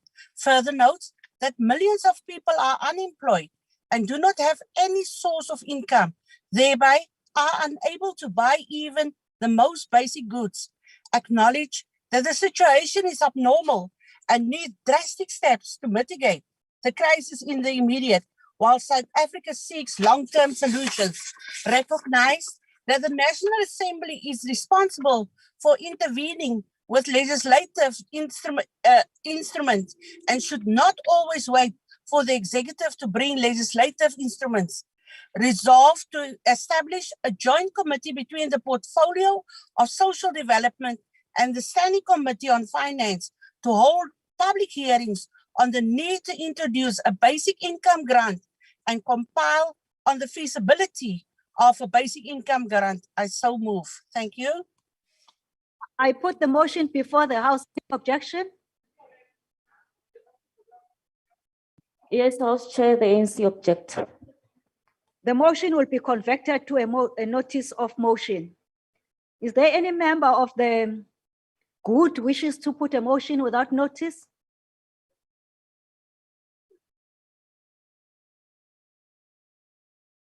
Okay, we shall proceed. Any member of the ANC wishes to put a motion without notice? Thank you, Chair. Chairperson. The ANC moves without a notice that the House congratulate Tatiana Schoenmaker and Bianca Buitendag for winning medals at the Olympic Games in Tokyo, which began on Friday, 23rd July 2021, after being postponed from last summer due to the coronavirus pandemic. Notes that Tatiana Schoenmaker won double medals, gold and silver, and set a world record in the pool, whereas Bianca Buitendag won a silver medal in surfing. Acknowledges that the two won their silver medals on the same day, the first Tuesday of the Tokyo showpiece, before Schoonmaker added a 200 breaststroke gold a few days later. Thanks all the athletics who presented the country at the Olympic Games, and congratulations to Titiana Schoonmaker and Bianca Buitendag for the outstanding achievement and for raising the flag of the country high. I so move. Thanks. I put the motion to the House. Any objections? The motion agreed to. Any member of the NFP wishes to put a motion without notice? NFP? Any member of the ANC wishes to put a motion without notice? Yes, Chairperson, thank you. The African National Congress moves without notice that the House notes with shock the devastating taxi crash outside one of the entrances of Parliament on Friday, the 20th of August, 2021. Understands that the overloaded minibus carrying 22 school pupils and 2 adults crashed into a bollard in front of Parliament after allegedly skipping a red robot, resulting in injuries of several pupils. Acknowledges that the sturdy metal bollard prevented the minibus from ramming Parliament's gates and it missed the statue by a few meters. Further acknowledged that the children were treated at the scene and were taken to Grooteskies, District 6 and Somerset hospitals. Calls upon the relevant authorities to investigate the circumstances of the accident and to leave no stone unturned to ensure the safety of the children, and wishes the injured pupils involved in the crash a speedy recovery. I so move. I put the motion before the House. Any objections? Motion agreed to. Any member of the AIC wishes to put a motion without notice? AIC? Any member of COPE wishes to put a motion without notice? We pass. Thank you. Any member of the ANC wishes to put a motion without notice? ANC? Thank you, House Chair. The African National Congress moves without notice that the House notes with deep sadness the passing on of television and film icon, Shona Ferguson, from COVID-19 related complications on Friday, the 30th July 2021 at Mill Park Hospital. Recalls that Shona's career began more than a decade ago and he has featured in big productions, Bango, The Wild, Rockville, and the Netflix drama series Kings of Joburg. Further recalls that he was not most popular for the role of Robert Mage on The Queen, a Ferguson Films production. Acknowledges that he, along with his wife, Connie Ferguson, established Ferguson Films in 2010 and both starred in the company's first TV production, Rockville. Further acknowledges that they both set up the Ferguson Foundation in 2010, a program dedicated to supporting future industry leaders by empowering them in the business, education, and film. Remembers that in 2020, Ferguson made his Netflix debut, partnering with the streaming service of the 6-part series, Kings of the Joburg Hill, and conveys its condolences to his wife, Connie Ferguson, the entire family, and the entertainment industry at large. So I move, Chair. I put the motion before the House. Any objections? The motion agreed to. Any member of the DA wishes to put a motion of notice without notice? DA, yes, from virtual platform. On the virtual platform. DA, over to you. I hereby move on behalf of the Democratic Alliance that this House notes the great work being done by the youth-driven Langa for Men to fight gender-based violence and femicide in and around Langa. Further notes that Langa for Men was founded by Mr. Luyolo Lengisi and Mr. Siyabonga Kusela in August 2019, with the goal of creating safe spaces for all genders and cultivating a society where every gender comes together to fight for the rights of women and young girls and to end gender-based violence. acknowledges that Langa for Men's goal is to reprogram the social fabric and that it works directly with boys and men through the Boys to Men campaign, youth empowerment sessions, educational camps, hiking, healing sessions, boys workshops, and sport to achieve this goal. Congratulates Mr. Lengisi and Mr. Kusela on their great work and wish them well in their future endeavors. I so move. Any objections to the motion? I put the motion to the House, agreed to.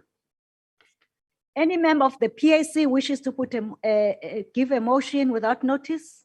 PAC?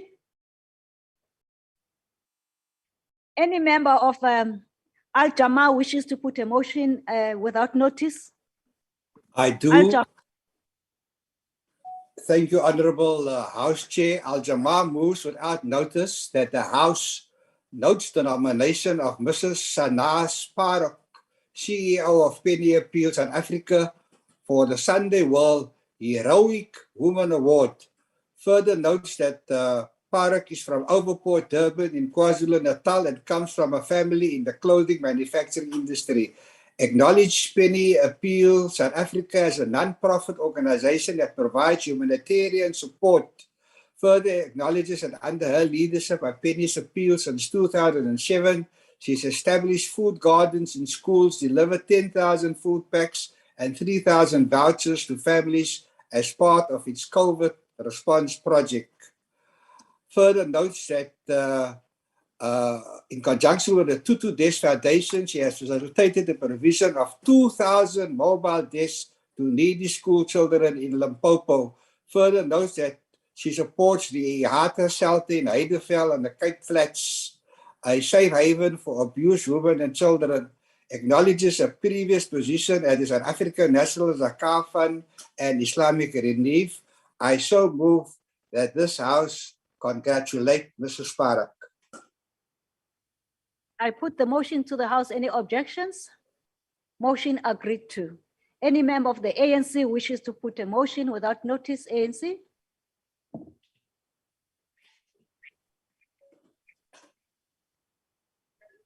Honorable members, that concludes motions without notice. The last item on the order paper is the notices of motion. Does any member of the ANC wish to give a notice of motion? ANC?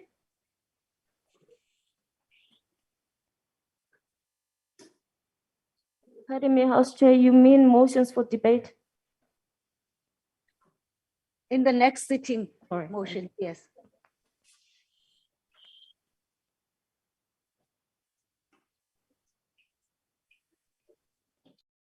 No, honorable members, for clarity, it's when a member stands up and say, I move in the next sitting, the House shall debate. Any member of the ANC, it's a notice of motion.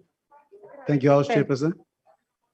May you allow the honorable member to speak, ANC? Thank you, House Chairperson. I move on behalf of the ANC that in its next sitting, the House debates creating procurement opportunities for women-owned businesses within the public sector supply chain. Thank you. Thank you. Any member of the DA wishes to give a notice of motion? Yes, Chairperson, online. Thank you.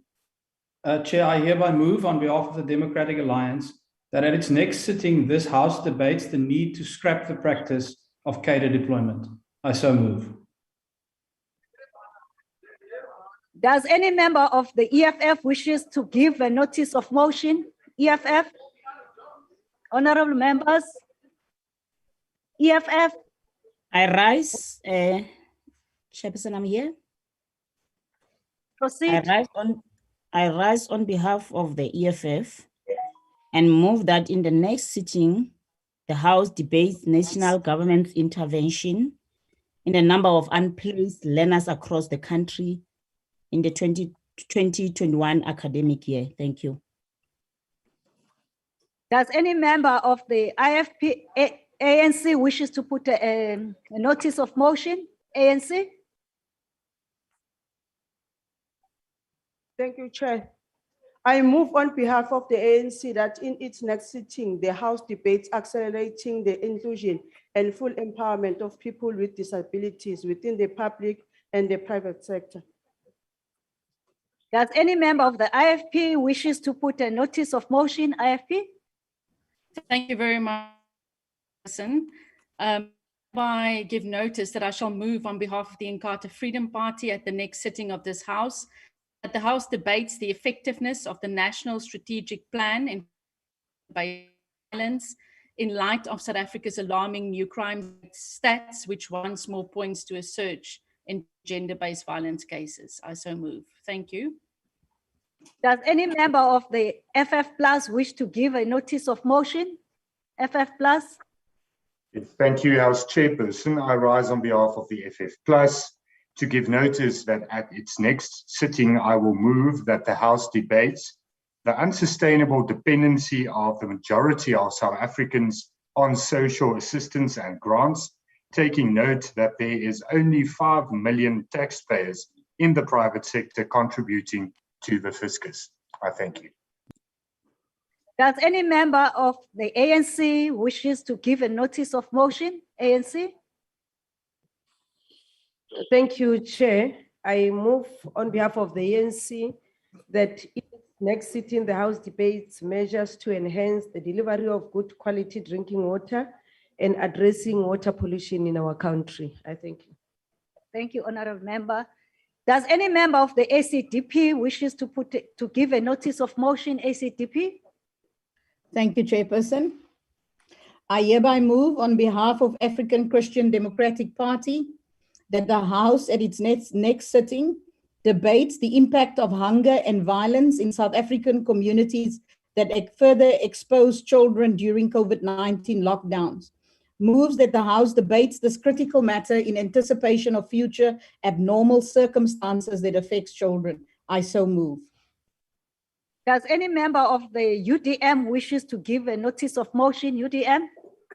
I hereby move on behalf of the United Democratic Movement that at its next sitting, the House debates the need to hold an economic indaba in order to develop a new economic blueprint for South Africa as a way to ensure inclusive growth and to reduce unemployment and eradicate poverty. Thank you. Does any member of the ATM wishes to give a notice of motion? Does any member of the DA wishes to give a notice of motion? DA? I hereby move on behalf of the Democratic Alliance that at its next sitting, this House will debate the introduction of policies to protect athletes and administrators from sexual abuse within sports federations. I so move. Does any member of EFF wishes to give a notice of motion? Thank you, Chairperson. I move on behalf of the economic freedom fighters that in its next sitting, the House debate the matter of social auxiliary workers under the Restorative Justice Department who are on contractual basis since 2015 be considered for absorption into permanent position as it was declared in the strategic report of 2018. I so move. Does any member of the ANC wishes to give a notice of motion, ANC? Thank you, House Chair. I move on behalf of the ANC that in its next sitting, the House debates strengthening consequence management with regards to effective, speedy, and consistent disciplinary mechanisms within departments. I so move. Does any member of Good wish to give a notice of motion? Good. Does any member of the NFP wishes to give a notice of motion? NFP?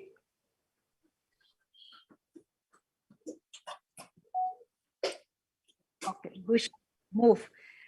Does any member of the ANC wishes to give a notice of motion, ANC? I move on behalf of the ANC that in its next sitting, the House debate intensifying the country's contribution to Africa's development and build more just and more peaceful global order despite the damage caused by coronavirus pandemic. I so move. Does any member of the AIC wishes to give a notice of motion, AIC? Does any member of COPE wishes to give a notice of motion, COPE? No, thank you. Does any member of the ANC wish to give a notice of motion, ANC?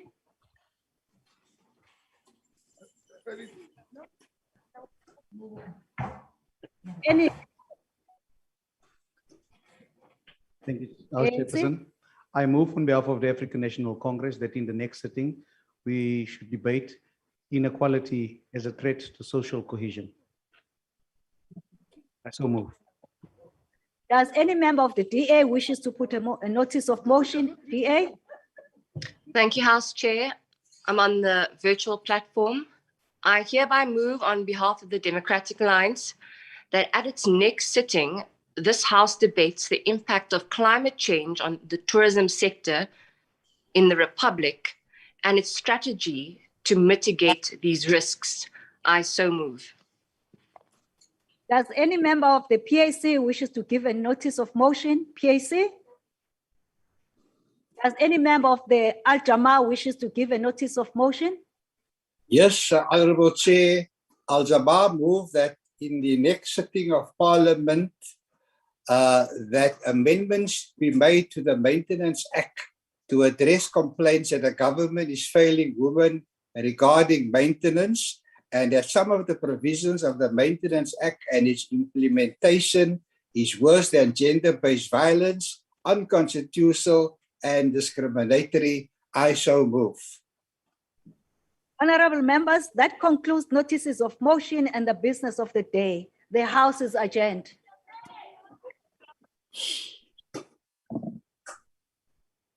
Amanda, Chairperson. Amanda.